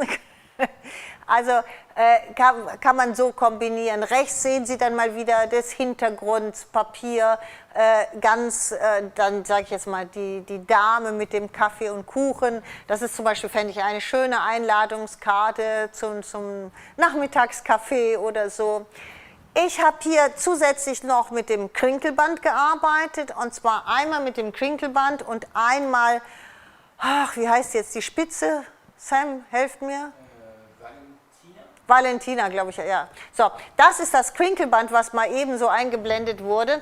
Krinkelband ist ein Band, was Sie fantastisch einfärben können. Jetzt musst du nochmal zu mir kommen. Das heißt, das ist das Krinkelband, damit das heißt so faltig. Das bedeutet, wenn man das eingefärbt hat und dann so knittert und dann mit dem Föhn das trocknet, dann bleibt das halt so faltig. Und wir wollen ja diese Falten da drin haben, das ist Sinn und Zweck des Bandes. Und hier, das ist das weiße Valentina Spitzenband, das ist diese Kunstspitze und auch die habe ich eingefärbt. Gemacht habe ich das mit dem Country, ich wollte jetzt gerade Vintage sagen, mit dem Country Grün und dem flüssigen Lasur Walnuss. Das beides habe ich, also ich muss zugeben, ich habe da so ein, also ich benutze immer von der Butter, habe ich so etwas, gell, die Teile. Und da gebe ich das ein bisschen rein, dann gebe ich jede Menge Wasser rein und anschließend quetsche ich das mit einem Handschuh, quetsche ich die da rein, bis die sich vollgesogen haben und dann mit dem Föhn trocknen. Ich mache das mit Absicht mit dem Föhn, damit ich diese Falten habe, damit das dann auch so alt ist. Und Sie können natürlich das farblich so anpassen, wie Sie wollen. Wenn Sie es mehr grüner haben wollen, dann geben Sie, also hier müssen Sie sehr sparsam mit umgehen, weil das ist relativ schnell braun. Dann geben Sie halt ein bisschen weniger Braun rein, dann ist das alles heller und heller grün. Aber damit habe ich das Ganze dann kombiniert, das sehen Sie jetzt die ganze Zeit auf den Karten, ob als Schleife oder außenrum um die Mittelpunkte etc. Eine Frage, Ja. Kommen die kleinen Glasteller nochmal in den Shop? Die sind jetzt ausverkauft. gerade frisch gekommen, Ja, da waren, glaube ich, nicht ganz so viel. dann sind die schon wieder weg? Ja. Also kommen die Aber auch wieder? Wir bestellen die wieder, ja. Hä? Klar. Ja, bestellen die wieder. dann sie kommen wieder. So, Ja, 4, 5 jetzt Tage. sind hier natürlich mit den Dartsäulen gearbeitet, die weiß ich, dass die ausverkauft sind, die kommen aber nicht wieder. Und auch die Balustrade ist ausverkauft, die kommt auch erstmal nicht wieder. Also, dass man das weiß, da braucht man nicht drauf warten, aber ich zeige Ihnen gleich 2 neue Sachen, die wir jetzt heute auch benutzen werden, die das Sam, glaube ich, richtig, jetzt auch in den Ordnern getan hat, oder? Ja. Ja, so, hier habe ich jetzt mal die ganzen Pferdchen genommen und jetzt gehen wir runter und da sind jetzt, glaube ich, mehr so Kaffeehaus. Ja, genau, da sehen Sie das schon. Und zwar dieses süße kleine Fenster, was ich da genommen habe, was natürlich immer toll aussieht in Kombination, wenn man so ein Gebäude zeigt. Und hier habe ich halt um das Gebäude diese Spitze gemacht und dann dieses kleine Fenster ein bisschen dabei.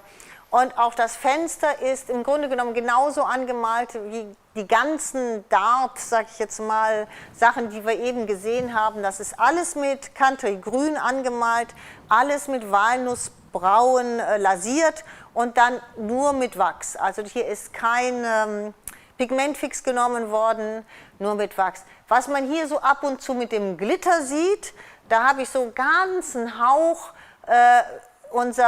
dieser Rainbow Glitterstift, den wir bei uns im Shop haben von Pentart. Den haben wir aber schon ein Dutzend Mal gezeigt, den haben Sie garantiert zu Hause. Da habe ich dann mal so ein paar Mini-Glitzerpunkte auch hier an dem Karussell gemacht oder mal an dem Kleid, mal so ein bisschen so ein Highlight hochgesetzt. So. Ja, jetzt gerade, ich wollte gerade gähnen, als hätte es gewusst. Gerade wollte ich gähnen und schon geht die Kamera auf mich. Ist es denn wahr? Ja, irgendwie bin ich heute, wir sind alle etwas müde im Moment. So, und jetzt geht es weiter. Sekunde. Wir warten, Sam. Nein, in der Zeit, so, was wir noch gar nicht haben, und zwar gehen wir mal hinter mich. Wir haben noch nicht gesagt, was wir verlosen. So, da es ja Weihnachten ist, habe ich gesagt, wenn wir, dann müssen wir gucken, dass wir natürlich auch was Weihnachtliches verlosen. Den habe ich Ihnen ja letztes Mal schon gezeigt. Dann haben wir gesagt, dann tun wir diesen wunderschönen Weihnachtsmann mit diesem aufwendigen Paillettenteil hier. Den gibt es heute 4-mal, das heißt 4 Gewinner. 4-mal zu verlosen? Ja, Wahnsinn. 4-mal, müssen wir nur vorsichtig sein, dass der Herr hier nicht anfängt zu trompeten, gell? Aber 4-mal gibt es heute diesen schönen, aufwendigen Weihnachtsmann, den großen. Es gibt den auch noch in klein, ich kann es mal zeigen. Der ist im Shop noch erhältlich, aber ich weiß nicht, ob wir den großen noch haben, aber 4, der große verlosen der Groß wir. war auch 1-2-mal da. Genau, okay, so dass man es einfach weiß. Eine Frage. Ja. Kann man unsere Ware auch bei HSE kaufen? Wurde Nein. wiederholt gefragt. Moment, also, im Moment haben wir keine Ware mehr bei HSE. So, und solange wir natürlich keine Ware haben, ist das, was Sie jetzt alles sehen, können Sie ausschließlich bei uns kaufen. Das heißt, bei uns im Shop. Und es ist auch im Moment noch nicht absehbar, wann wir bei HSE wieder auf Sendung sind. Momentan sind wir ein bisschen in Verhandlungen. Es wird ja immer wieder gefragt und wieder gefragt und wieder gefragt. Und also wir sind in Verhandlungen. Wir wissen es noch nicht genau. Man kann es ja mehr oder weniger sagen, wir würden eigentlich gerne aufhören. Wir würden es gerne hier alleine machen, weil es einfach für uns auch ein bisschen einfacher ist, muss man ehrlich zugeben, weil wir das alles ein bisschen so, sag ich jetzt, ein bisschen mundgerechter für Sie stricken können hier. Das heißt, dass wir, wie wir diese Sets machen, und das war eigentlich unser Wunsch, aber HSE möchte natürlich, dass wir auch dort weiterbleiben, deswegen sind wir ein bisschen in Verhandlungen. Aber wir werden Sie informieren, sobald da etwas Definitives ist. Noch ist nichts Definitives und im Moment sind alle Produkte ausschließlich bei uns zu kaufen. Also da wird auch nichts von diesen Sachen wird jetzt nach HSE kommen, sondern alles wird erstmal ausschließlich bei uns. So, und jetzt habe ich noch was in eigener Sache, fällt mir gerade ein, weil wir ja jetzt beim Papierset sind. So, Sam und ich haben uns überlegt, dass wir doch ein paar Schmankerl machen wollten. So, dann haben wir gesagt, haben wir ein bisschen geguckt, wo wir noch ein bisschen was haben und haben dann gesagt, jetzt helfen wir mal Sam, welche Produkte waren das? Dass wir die bis Sonntag extremst reduzieren. Also, weil wir ja Papier haben, Karten, das sind unsere tollen Karten mit Umschlägen, das heißt 16 Karten plus Umschläge, sind jetzt 9,99 €. 9,99 €, das ist wirklich geschenkt, aber nur bis Sonntag. Gell? Also solange der Vorrat reicht. Und nur bis Sonntag gibt es die zu diesem Preis. Mehr oder weniger als kleines Weihnachtsschmankerl. Was gab es da noch, Sam? Helft mir. Die Farben. Genau, dann hatten wir, weil die sind die Farben zu den Wassertransfers, dann haben wir jetzt noch einmal diese Farben rausgesucht. Das heißt, gibt es die auch einzeln bei uns? Weiß ich gar nicht. Wenn nicht, dann kommen die, ja. Ja, genau. Aber im Moment so, also sind die halt diese 4 Farben werden wir jetzt auch sag mir bitte den Preis. Aber Ich auch meine 14,99. nur bis Sonntag für 14, nur solange der Vorrat reicht. Also diese eine Dose ist geschenkt dann quasi. Okay, das heißt, der Preis ist so, wie der Sam sagt, dass man eine Farbe davon geschenkt hätte. Also, wem es Spaß macht, diese 2 Sachen, die Karten würde ich mir an ihrer Stelle unbedingt, weil die braucht man immer. Das ist etwas, was man immer braucht und bei Papierset, was man immer liebt. So, das nur mal so in der Sache. Jetzt gehen wir weiter bitte zu den Beispielen, oder? Beispiele? Ja. So, da haben wir jetzt die Sie von Harlequin kennen. Diese geläserten Teile habe ich mal aufgehängt, weil ich hatte das ja noch, da hatte ich ja vorher die Kugeln hängen, dann, ach, die kannst du doch aufhängen. Was ich da gemacht habe, dass ich ein bisschen so dieses Federband unten drunter gemacht habe und nochmal das Perlenband. Also erst das Perlenband, das ist dieses Band hier, das ist natürlich perfektens geeignet, weil das hat diese Perlen und um irgendwo hinter zu kleben. Das heißt, das könnte man jetzt zum Beispiel auch auf dem Papier toll verwenden. Habe ich auch schon mal eine Weile lang gemacht, weil das sich halt so, man kann es so perfekt unten drunter kleben, dass man halt nur diese Perlen so schön sieht, die dann abstehen. Also das Perlenband benutzt, gerade bei den gelaserten Teilen, sind die super schön zu benutzen. Und dann unten drunter noch das Federband. So, wieder zurück. Da sind jetzt noch ein paar mehr Karten, halt einfach die Kombinationen immer mit den Blumen. Und dann haben wir ja die, wie ich sagte, sowieso eine Arena, immer mit diesen Vorhängen. Und diese Papiere sind natürlich prädestiniert für diese kleinen Shadowboxen, gell? Dass man die, also man hat sie ja zweimal, wenn man das Set nimmt oder wenn man das Papier halt nochmal zusätzlich einzeln nimmt. Und dann kann man immer ein Papier in den Hintergrund tun und das andere Papier halt so ausschneiden, dass man wirklich diesen Vorhang da hat, wie man das jetzt in der kleinen Shadowbox mit den tanzenden Pärchen da sieht. Ja, hier wird flaniert in Wien mit einem Kronleuchter, der vom Himmel hängt. Da geht dann meine Fantasie mit mir durch, gell?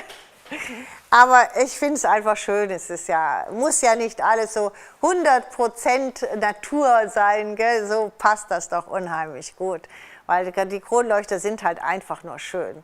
Ja, und jetzt kommen wir an eine Shadowbox, das ist auch so ein bisschen meine Lieblings-Shadowbox, wo man auch sieht, wie man mit dem Papier halt erstmal komplett die Shadowbox bezogen, auch an den Seiten. Es sieht halt extrem edel aus. Dann oben natürlich wieder dieses Licht reingemacht. Und das ist eine Mold, da hinten den Rahmen. Die meisten von Ihnen haben die Mold auch. Und dann halt mit den Balustraden, da kann man auch bestimmt etwas anderes nehmen, so ein bisschen. Könnte man zum Beispiel diese Zäune könnte man auch nehmen, fällt mir gerade ein. Gell? Zum Beispiel die Zäune kann man nehmen oder auch von den anderen Molds etwas. Und hier sehen Sie nochmal diese kleinen Shadowboxen, das sind die 15 Shadowboxen, die passen natürlich prädestiniert. Oben immer die gelaserten Blumen nochmal drauf gesetzt. Alles ein bisschen, sag ich jetzt mal, embossed, also ein bisschen rund gebogen, ein bisschen gewölbt das Ganze obendrauf und dann sieht das super, super schön aus.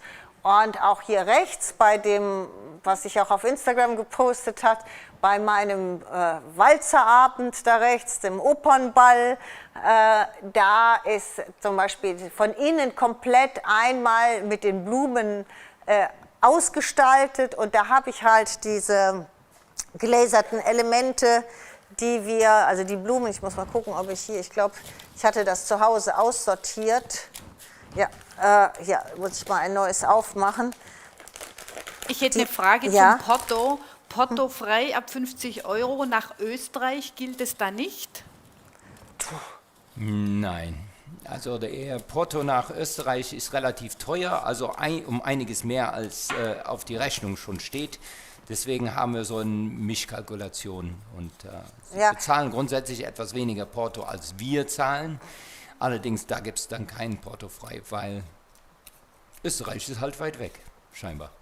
Ja, also wir haben jetzt nochmal uns die Preise vorgenommen und Da sind ein paar Länder, wo man nicht weiß, warum von DHL so viel Geld genommen wird. Aber das ist halt so. Österreich ist recht teuer. So, aber jetzt einmal noch mal gerade zu mir dazu, bitte. Die hatte ich eben nicht gezeigt.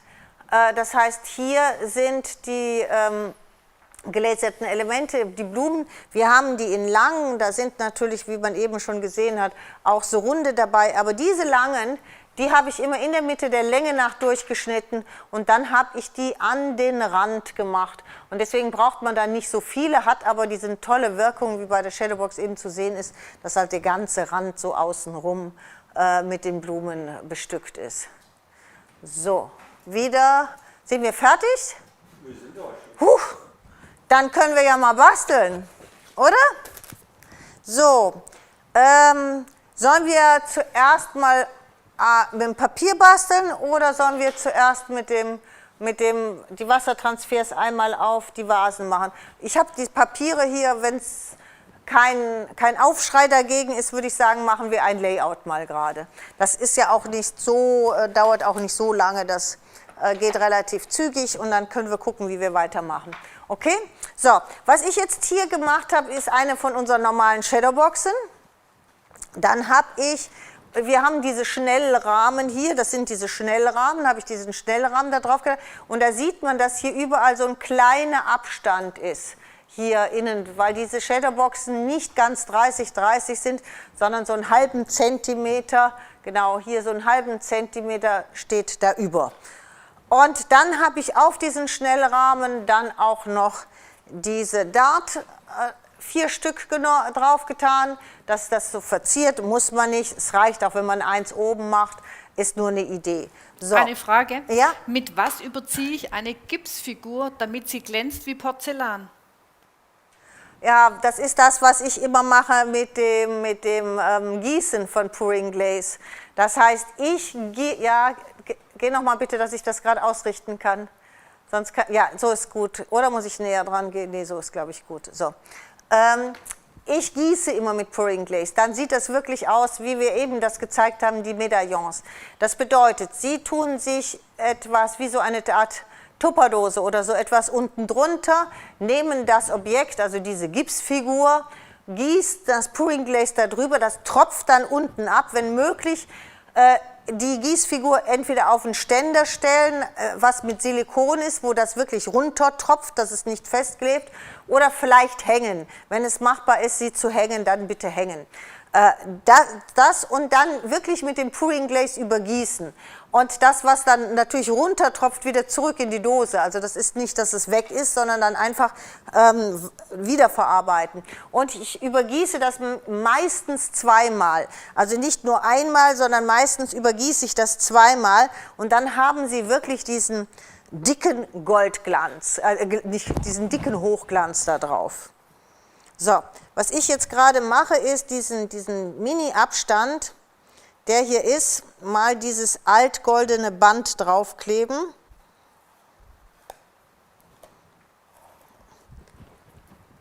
Und damit dann schon mal, sage ich jetzt mal, den Anfang machen.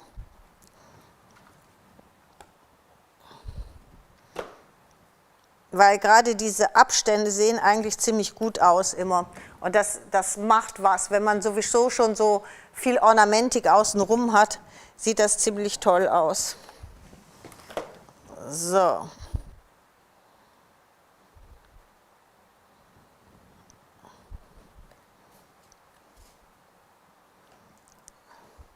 So. Ja, so jetzt ein bisschen in eigener Sache. Am 8. Dezember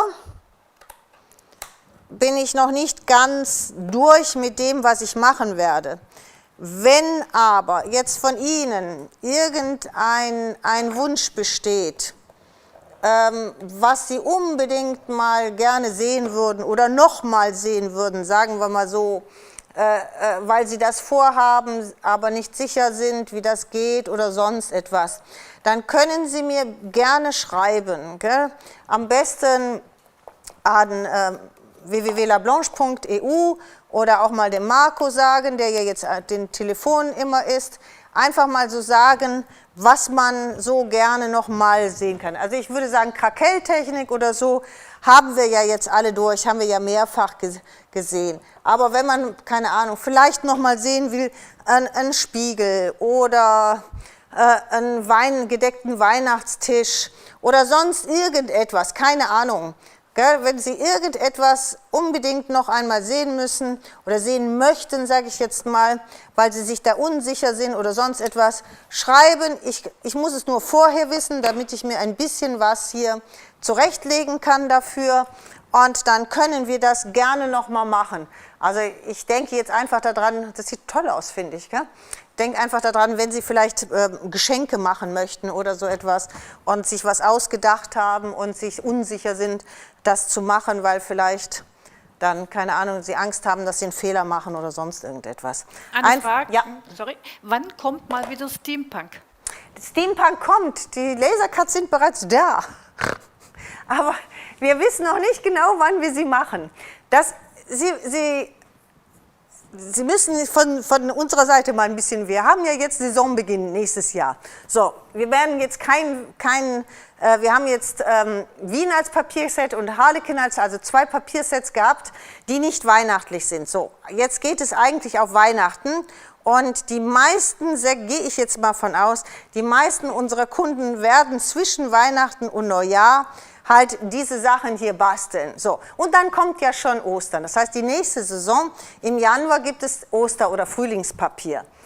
Und dann muss man das jetzt mal ein bisschen schauen, wann die ganze, sage ich jetzt mal, Ostersaison durch ist, um es mal so auszudrücken.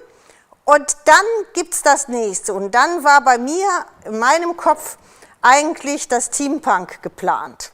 Okay? Das heißt also, die gelaserten Elemente, die Grundelemente haben wir alle schon. Ist alles schon hier, alles schon im Hause, ist alles da.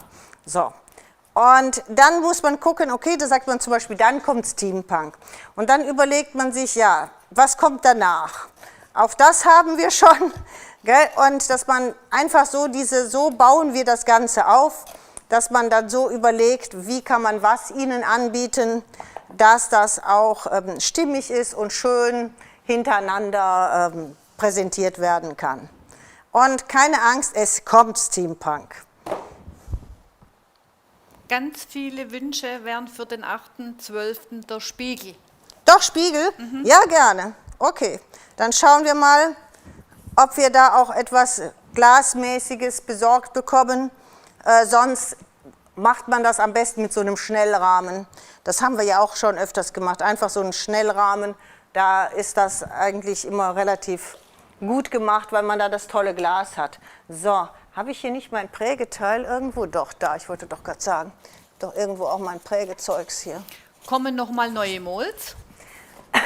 Nein, die ich letztes Mal gezeigt habe. Wenn wir Glück haben, sind die am 5. Januar da. Und dann werden wir die natürlich auch anbieten, wenn die da sind. So. Was auch toll wäre am 8.12., das wäre zum Beispiel was Silvestermäßiges. Ja, ist immer schwierig, finde ich, Silvester. Kommt immer drauf an, wer das wie feiert, gell?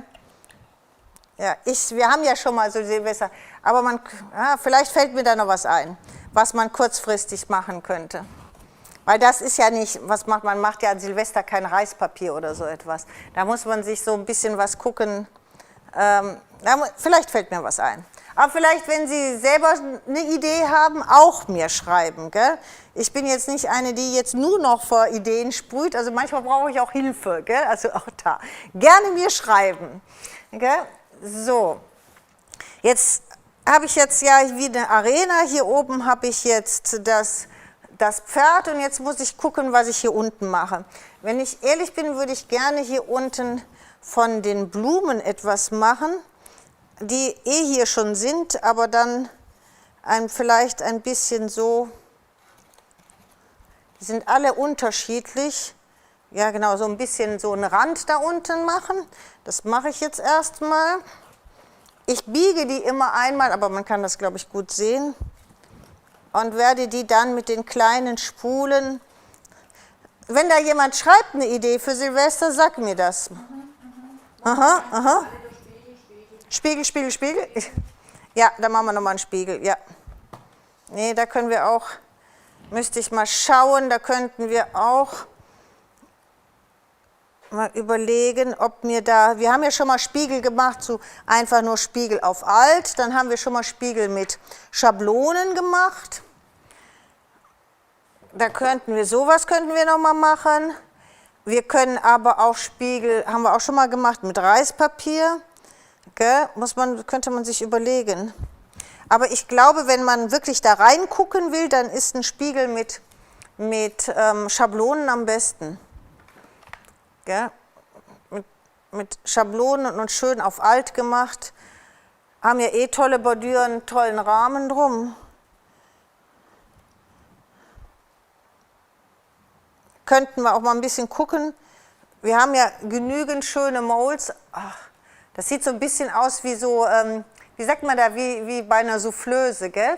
Wenn eine Bühne da ist und die Bühne ist dann mit Blumen gemacht und dahinter ist das Orchester oder so etwas, gell? So wie so ein Balkon mit Blumen, gell? So, jetzt. Eine Frage. Ja. Kommt mal wieder ein neues Buch? Nein, nein. Erstmal wirklich nicht, nein. Es ist ja wirklich so, dass man die YouTube zur Verfügung hat, um wirklich alles, sag ich jetzt mal, zu gucken. Um alles. Es ist wesentlich einfacher, anhand von jetzt so Filmen Ihnen das zu erklären, als über die ganzen Fotos zu machen, der Reihe nach, so diese Fotos. Das ist wesentlich schwieriger, das so zu übermitteln, dass das auch, sag ich jetzt mal, am besten nachvollzogen wird. Deswegen wird kein Buch mehr kommen. Tut mir leid. Ich kann es nachvollziehen, weil man jederzeit einfach mal nachgucken kann nach einem bestimmten Medium.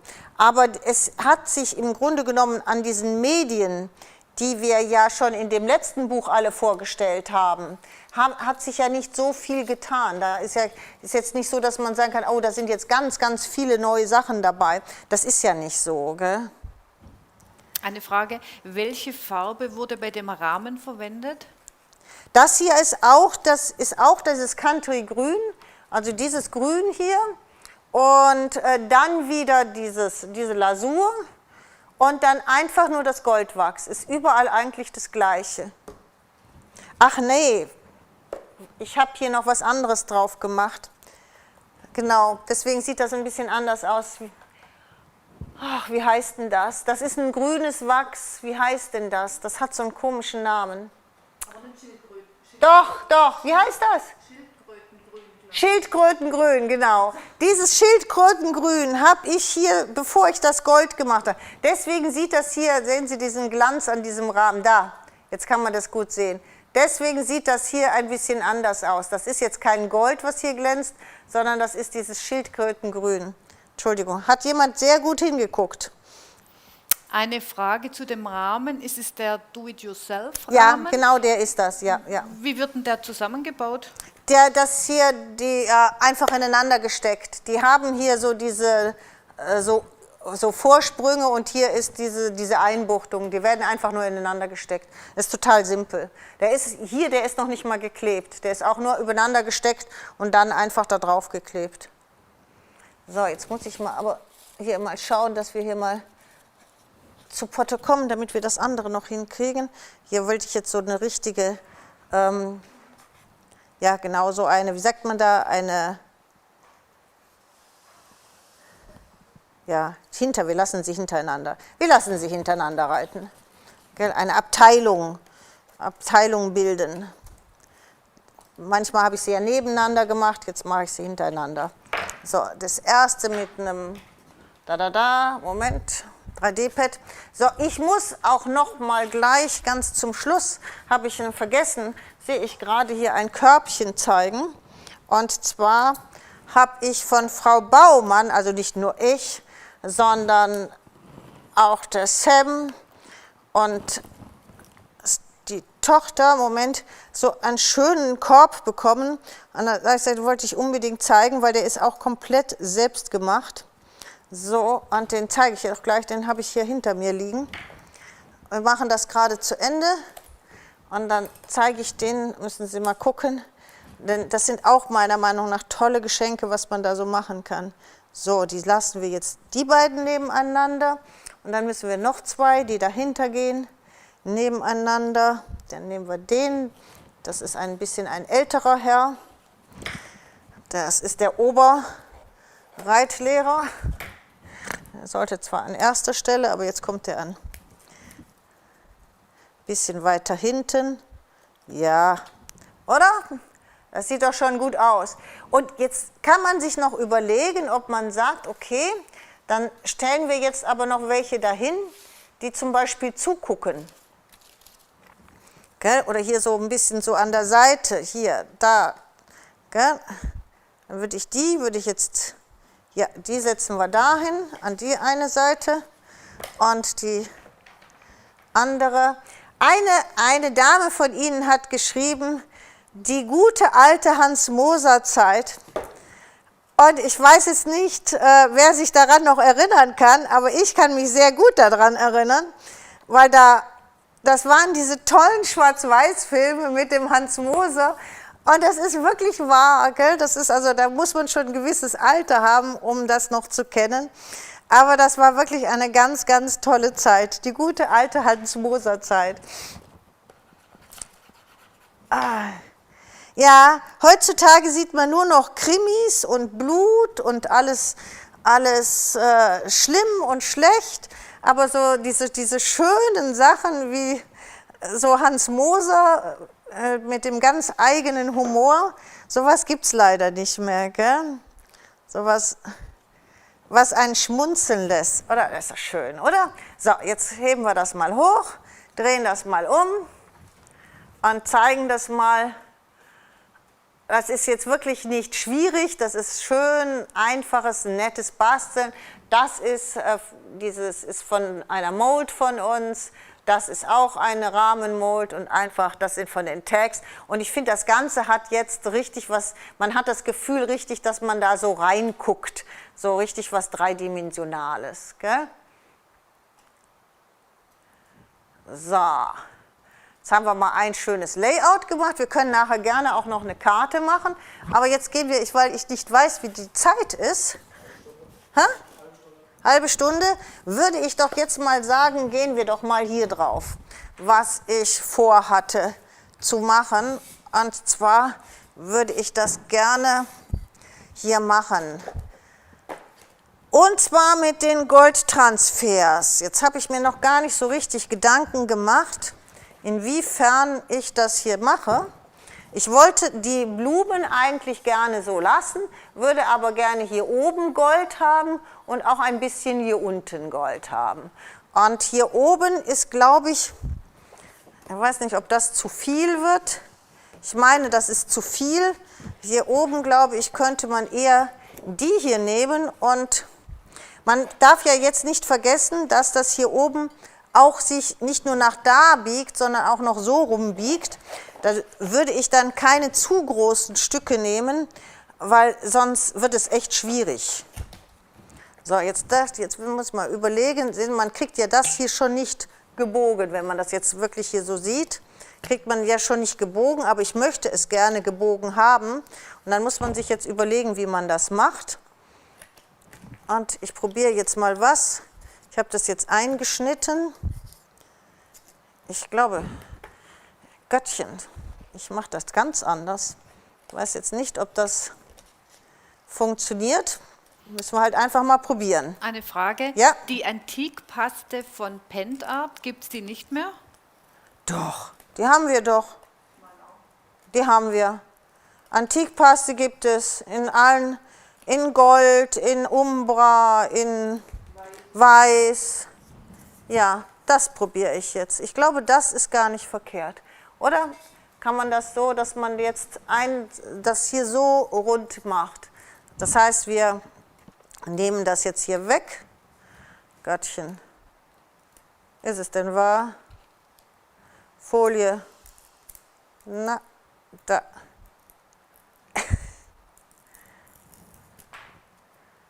Ah, nee, hier ist irgendwo noch Folie. Habe ich irgendwo nicht ganz abgestellt. Da muss man natürlich jetzt vorsichtig sein bei sowas. Da, wo ist sie? Komm, da, haha. So, und jetzt gucken wir mal. Ja, so. Ist das, nee, das, ja, ich muss ein bisschen höher gehen, so. Ja, so. Jetzt ist das ja, Moment, ziemlich kritisch, was ich hier mache, aber das müsste eigentlich gehen.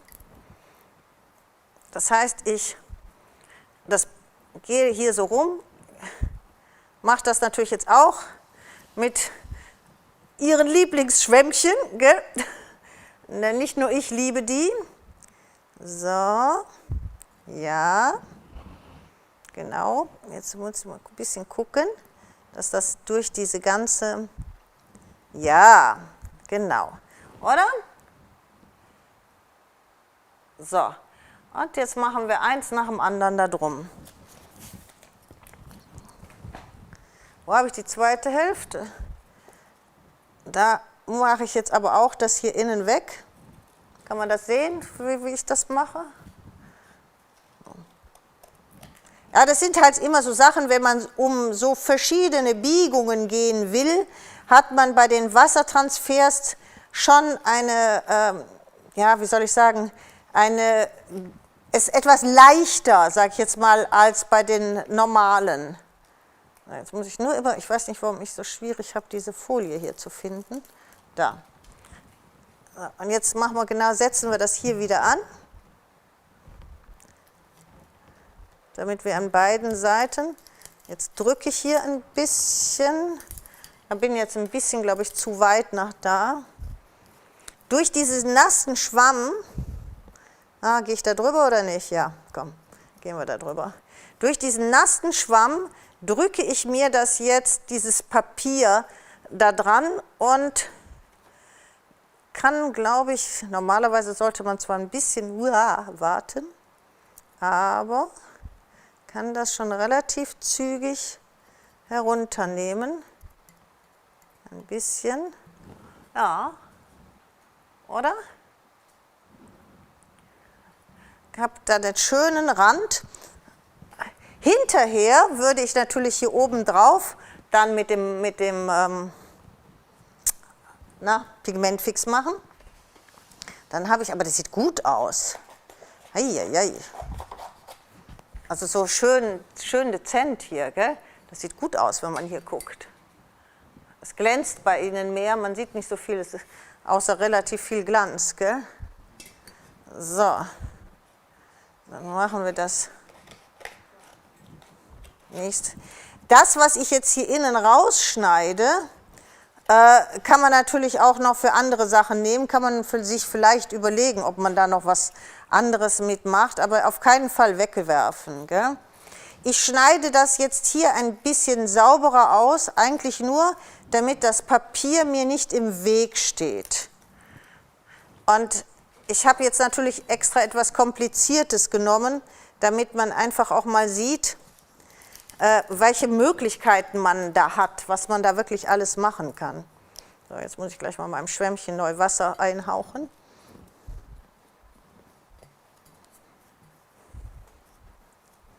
Ja. Aber dieses halt rund und so rund, das ist schon toll, dass das geht. Ja, da muss noch ein bisschen Wasser. Ja. Das sieht so ein bisschen aus wie so ein Spitzenrand jetzt oben, gell? Und hier immer da. Jetzt brauchen wir nur noch einmal hier.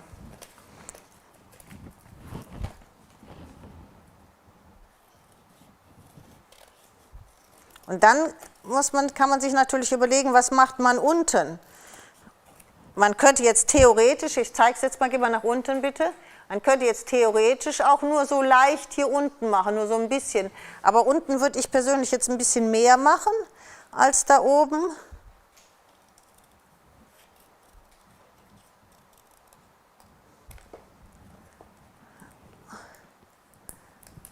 So. Das müsste jetzt, ach Gott, perfekt. Passt genau dazwischen hier.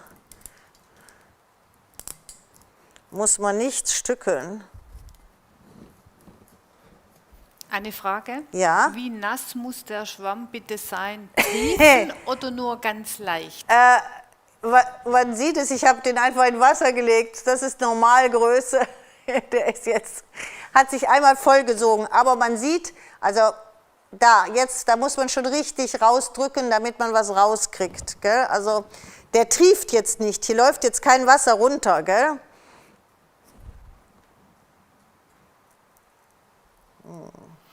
Noch eine Frage zu Ja. den Transfers. Auf welchen Materialien halten die nochmals?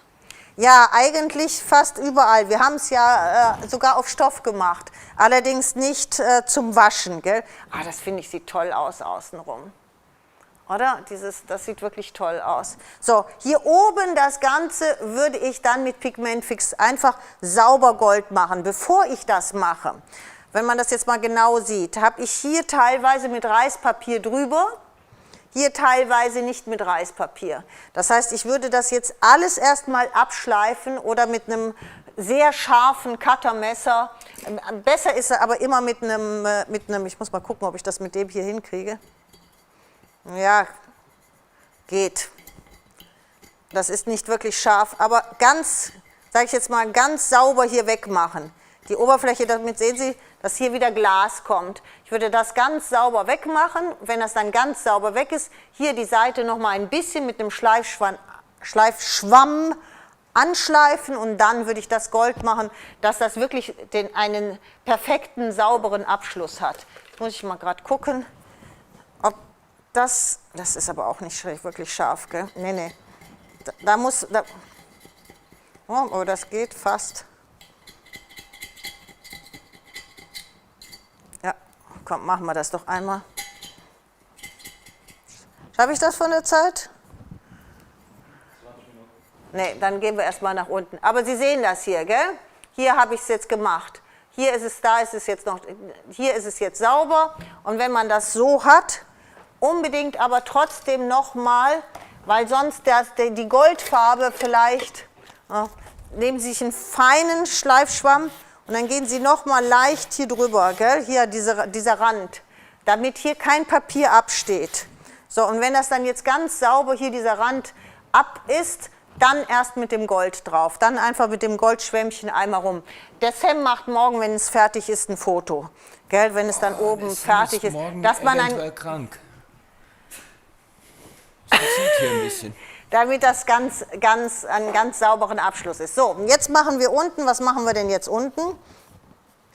Jetzt könnten wir natürlich hier mitarbeiten, gell? Jetzt schauen wir mal, inwiefern wir hier mitarbeiten. Sehr dezent muss es sein. Ja, wollte ich eigentlich, aber So das ein ist bisschen ja wie jetzt, dezent. ich habe ja hier unten genau das gleiche Problem. Hier oben ist es zwar sehr gebogen, aber hier unten habe ich ja auch ein absolutes Biegeproblem, sagen wir es mal so. Das heißt, man muss sich jetzt überlegen, wie man jetzt von hier da drauf geht. Ob man das jetzt komplett mit der Spitze macht oder ob man zum Beispiel sagt, ja, man nimmt nur das, schneidet das andere weg. Man könnte diese Spitze immer an diesem Dunklen machen, gell? Hier so dazwischen. Jetzt muss man mal schauen, ob man mit 2 klar käme. 1, 2 käme man da klar. Hätte Kannst du man nicht eventuell nur mit die Hälfte, dann wäre das nicht so. Man kann auch das machen. Nein. Nee, Nee, irgendwie nee. schon, aber nur nicht so. Nur nicht so dolle. Ja, Nee. geht das? Ja, klar, geht alles. Aber ich würde jetzt, ich brauche ja sowieso, ich muss jetzt mal gucken, ich muss gucken, ob ich 2 oder 3 mache und dementsprechend muss ich anfangen. Das ist mein ganzes, Dein Ding. mein ganzes. So, und dann muss ich gucken, weil ich das von unten wieder hier biege, muss ich das Die hier Vase gibt es leider nicht zu kaufen. Was? Die Vase gibt es leider nicht zu kaufen. Die verkaufen wir Nee, nee. nicht. Die ist, Ganz simpel, das sind aber ganz simple, normale, jetzt habe ich hier wieder die Hälfte nicht mitgenommen. Ganz simple, normale Vasen, Glasvasen hier, sieht man ja hier, die man überall kaufen kann. So, jetzt muss man mal schauen, wie tief. Ich gehe jetzt mal. Was? ich huste. Ich merke das. So, Moment. Ich habe jetzt hier nicht gemacht, aber jetzt muss ich hier mir Wasser reintun. Jetzt brauche ich relativ mal ein bisschen mehr Wasser, weil ich das ja nicht rund festhalten kann. Sondern ich werde jetzt anfangen, sehr genau das meinte ich, jetzt werde ich jetzt anfangen, das mehr oder weniger hier anzureiben. Weil das Papier ist ja hart. Jetzt müssen wir wirklich mal ein bisschen schauen. Ja. Jetzt, Kein Simulant. und was für ein Simulant du bist. So. Ja. Na doch, das müsste gehen. Muss jetzt hier irgendwo aufhören, das ist hier da drunter und das Papier biegt sich auch gar nicht bis dahin. Das heißt, wir müssen jetzt hier Stückchen für Stückchen. Gott, ist das schon weit runter? Oi, das ist schon runter. Oh, wie toll ist das denn? Ja, jetzt muss ich mal ein bisschen gucken. Gleich. Muss gucken, ob ich schon hier drunter bin, ob ich das abreißen kann oder nicht. Ich glaube, ich habe es jetzt ein bisschen früh abgerissen. Ja, aber ich glaube, das ist unterm Deckel. Ich stelle ihn jetzt gleich mal hin. Kannst du auch abschreiben. Oh. Oder? Ja, man muss gucken. I stand corrected. Das sieht fantastisch aus. Ja, finde ich auch. Ist natürlich jetzt die Frage, da ist ein bisschen was, ob man das noch da drauf machen soll. Nee, ich glaube, unten sieht Nein? man es nicht. Ist nicht. Oder? Nein. Komm. Und dass man das dann wegmacht hier? Ja, kann man abschleifen nachher, wenn es trocken ist, oder? Keine Ahnung. Ne, kriegst du nicht mehr weg. Oh, Frau Siegmann, ich habe Angst. Kriegst du nicht mehr Ich weg. hab so Angst. Ist ja, ist es denn wahr? Nee, sieht aber schon toll aus. Das Gell? sieht wirklich toll aus. Ja, so, nein, okay. Mein Fehler. Wie konnte ich Dann das in nehme ich, Frage stellen? dann nehme ich jetzt von dem das untere Stück aber direkt weg, oder? Würde ich sagen. Dann kann man das ja noch benutzen. Wenn ich das eh nicht um diese Biegung machen will, das war bestimmt bis hierhin, oder? Weil diese Sachen kann man ja alle noch benutzen. Tja. So. Und jetzt muss ich aber genau an das Gegenüber gehen. Da ist ja auch Ich würde wieder. sagen, von hier aus 3 passen. So, jetzt mache ich das mal anders. Oder meinst du nur 3, zwei? 1, 2. Ja, sollen wir rundherum machen? Nee, mach 2. Nee, jetzt mache ich 3. Nur, jetzt mache ich Du weißt 3. mir egal. Morgen bin ich eh nicht da. Ja, hust noch mal ein bisschen. So.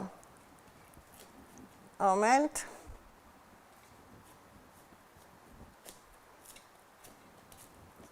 Ja, jetzt muss man hier wieder ein bisschen. Schon irre.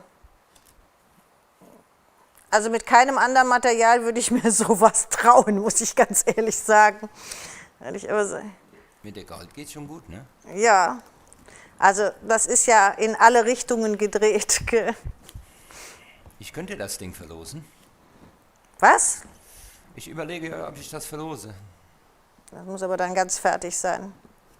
Ja, ich bin ganz fertig. Ja, du bist das. Ach so. Das ist keine Frage. So, Moment. Mal gucken. Da ist rund, da ist alles drauf. Da ist eine kleine Falte. Da schreibt einer einfach Frau Siegmann machen lassen. Da bin ich mir gar nicht so sicher, aber. Sehr schön. Ja, Ja. oder? Kann man nicht sagen, dass er schlecht aussieht. Sieht schon gut aus, gell? Eieieiei. Gefällt mir gut, ja. So, und jetzt müssen wir noch eins. Aber es sind also nur Ideen, gell? Sie können ich will ja nur sagen, gerade mit diesen tollen Goldsachen, die man jetzt wirklich auch einzeln kriegt, kann man natürlich unendlich viel Sachen machen und auch noch weiter verzieren und noch professioneller machen. Und wer jetzt diese Goldtransfers nicht kennt, man kann sie natürlich auch von hinten, also wenn man jetzt normale Goldtransfers hat, die sind ja von hinten silbern. Aber das kann man natürlich auch hinter ein Glasteller machen und dann das Reispapier drauf. Also zum Beispiel solche Ecken oder so etwas. Gell? Also, du hast dieses tolle Gold auch von hinten auf Glas. Hast du das mal gemacht? Ach Sam, klar haben wir das Hast gemacht. du das mal? Hier auf den Tisch, geh mit der Kamera auf den Tisch. Du bist vielleicht gut. So, jetzt müssen wir wieder gucken, dass wir das hier richtig haben. Setzen wir hier wieder an. Ja, setzen wir da an. Und jetzt brauche ich aber noch ein bisschen mehr Wasser, damit auch jetzt der letzte was wird. Jetzt müssen wir das wieder hier rumbiegen.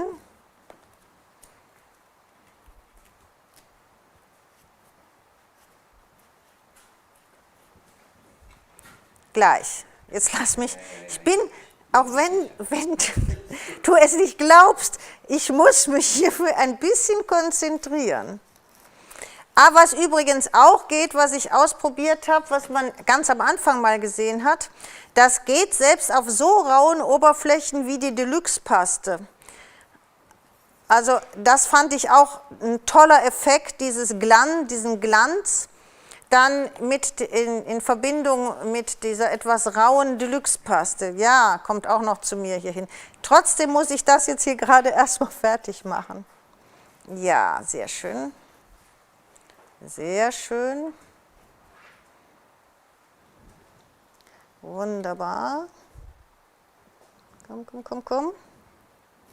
Hier ist diese eine Die Vase Falte. geht an derjenige, der am meisten Mitleid mit mir hat, Wer? glaube ich. Wer? Hä? Wer Die hat Vase. die Vase. Schicken wir an derjenige, der am meisten Mitleid hat. Oh, toll. Oder? Ja, ja, sehr gut. Ja. Finde ich toll. Finde ich ganz toll. Wenn man die jetzt oben noch richtig sauber macht, ist das der Hammer. Kann man sich überlegen, ob man dann, die ist ja jetzt nur normal lackiert, hier ist auch noch Heißkleber jetzt drauf. Wie kommt denn dieser Heißkleberfaden hier da? Die machen wir morgen komplett fertig Genau, und dann wird sie verlost. Also die wurde heute Abend verlost. Ja, können wir mit verlosen. Ja. Die übergießen wir dann aber. Die muss ein paar Schichten kriegen, dass sie richtig hochglänzend ist. Ja. Und in diese Glas, also derjenige, der sie kriegt, der kann tatsächlich auch Blumen reintun.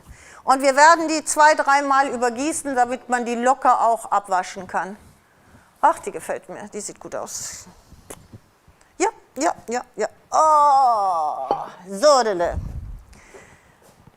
So, was wolltest du jetzt von mir? Also Einfach die Dinger zeigen und genau. einmal kurz zwischendurch sagen, die Kartenumschläge laufen sehr, sehr gut. Wir haben noch ein paar, aber Okay. auch nur noch 2-3 Tagen, glaube ich. Ja, also solange der Vorrat reicht, heißt das auch bei den Karten und Umschlägen. Gut, also das hier ist auf der Deluxe-Paste und hier ist auch nichts krakeliert, gell? Also Stimmt. da habe ich auch kein Weiß hintergemalt, sondern da ist einfach auf diese Deluxe-Paste drauf gemacht worden. Also ich finde diese Kombination eigentlich sehr schön, weil hier dieses mattgoldene ist, dann das hochglänzende. Nur eine Idee, wer Lust hat. Vielleicht können Sie sich erinnern, die Flaschen hatte ich letztes Jahr gemacht. Dann dachte ich, vielleicht ist das auch so etwas bei Ihnen, dass Sie etwas haben. Das haben Sie letztes Jahr schon mal gebraucht und jetzt wollen Sie da ein bisschen was anderes noch draus machen. Da eignet sich das hervorragend. Würden sich natürlich jetzt auch unabhängig der Engel nur diese Goldtransfers, weil die Kombination zwischen dem, sage ich jetzt, rauen Mattgold und diesem hochglänzenden Gold natürlich auch toll aussieht.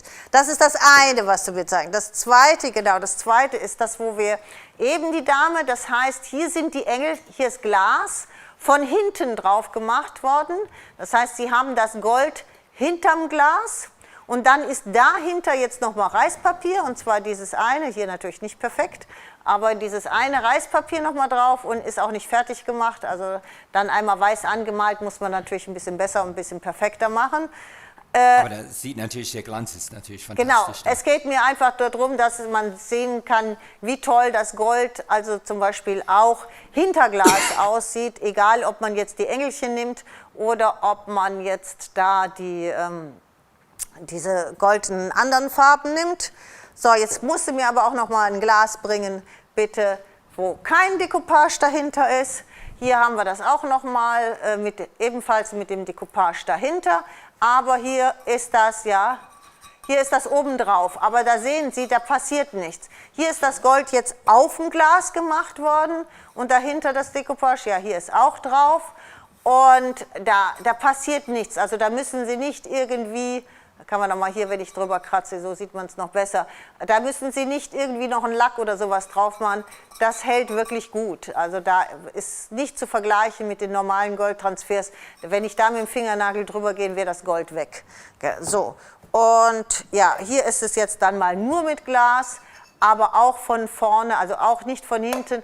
Aber wenn man jetzt das Licht rausnimmt, und dann kann man das ja hier innen sehen, dass das auch immer ganz toll von beiden Seiten Gold aussieht. Finde ich gerade für Windlichter finde ich das fantastisch. Wenn man also keine schlechte Seite hat, sondern gerade wenn es Licht drin ist, dass es von allen Seiten dann toll Gold funkelt. Hier sieht man das auch nochmal perfekt. Und da können Sie sich die einfachsten, was sind das, Konservengläser nehmen. Da kann man wirklich die tollsten Sachen mitmachen, jetzt in der Richtung mit den Wassertransfers. So, jetzt. Ist schon soweit? Ja, unbedingt, unbedingt, unbedingt. So, das muss ich zeigen, weil das ganze Körbchen ist komplett selbst gemacht. Das heißt, nicht nur selbst geflochten, dann auch wirklich schön gemacht von innen und von außen und dann natürlich mit Moldformen drauf, selbst hier mit den Kronen, mit Strasssteinen drauf etc. Finde ich eine unheimlich tolle Idee, weil man nicht nur diese Körbchen toll verschenken kann, sondern weil ich auch finde, dass man das ist ein Geschenk, was man stehen lässt. Das ist nicht etwas, was man danach, jetzt ist vorbei, wegräumt, sondern das kann man immer stehen. Also ich fände das jetzt zum Beispiel schön mit so ein paar Handtüchern, so Gästehandtüchern in der Gästetoilette oder so. Würde ich total schön finden, wenn man das Letzte rausnimmt, wenn man dann das sieht, dass das so toll innen ist. Gell? Das ist meistens, das ist irgendwie einfach schön, so diese Art. Gell? Also möchte ich nochmal mich ganz herzlich im Namen von allen hier bedanken, die so ein schönes Körbchen gekriegt haben. Ganz besonders wir sagen ja in der Schweiz Nougat dazu zu dem Weißen, Sie sagen Terode, glaube ich. Gell? Also nochmal ganz, ganz lieben Dank, weil das genau das war, was ich total gerne esse. So, jetzt. Wie viel Uhr haben wir jetzt? Jetzt Gewinner? 3 Minuten. 3 Minuten. Das schaffen wir doch, oder? Also, unseren Luxus-Weihnachtsmann, unseren Haute Couture-Weihnachtsmann, sagen wir mal so, unseren Haute Couture-Weihnachtsmann bekommt einmal Frau Evelyn Dobler. Herzlichen Glückwunsch. Frau Eva Sparky, ebenfalls herzlichen Glückwunsch. Und jetzt kommt noch ein Engel, einmal an Engel 707. Herzlichen Glückwunsch. Und einmal an Frau Doreen Stengel, ebenfalls herzlichen Glückwunsch. Und die Vase, aber mir bitte, das muss auch gut trocknen, bevor wir es in Plastik einpacken lassen. Also da müssen Sie mir noch eine Woche Zeit lassen. Wenn ich das übergieße, es dauert immer einen Tag übergießen, zweiter Tag übergießen und dann geben wir dem mindestens nochmal 48 Stunden zum Trocknen. Und danach geht die Vase raus an Frau Sandra Rübenach. Ebenfalls herzlichen Glückwunsch. So, ich nehme jetzt mit, dass wir am 8. Dezember einen Spiegel machen. Gell? Ein Spiegel. Wunsch, einen Spiegel machen. Wir gucken, ob wir irgendwas in der Richtung noch kriegen. Wenn wir nichts in der Richtung kriegen, dann werde ich mit einem Schnellrahmen arbeiten und den kriegt man ja in jedem Bauhaus. Und dann machen wir da etwas, dass Sie auch ein schönes Geschenk machen können. Also wir machen keinen so großen, sondern einfach mal so einen in dieser Richtung und da lassen wir uns was Schönes einfallen. Okay? Dann bedanke ich mich, wenn sonst irgendwas ist, wie zum Beispiel, keine Ahnung, Geschenke einpacken oder sonst irgendetwas, können Sie das auch gerne einfach mal sagen. Wir schauen mal, wo die meisten Anfragen für sind. Dann gucken wir, dass wir das noch damit reinkriegen. Und dann freue ich mich, bedanke mich bei Ihnen. Wir sehen uns am 8. Dezember wieder. Und denken Sie daran, Karten und Farben nur solange der Vorrat reicht. Reispapier ist schon nachbestellt, Resin ebenfalls, also keine Angst, kommt. Und die kleinen Teller sind auch nachbestellt. Okay, alles klar. Vielen Dank und noch einen schönen Abend. Ciao, ciao.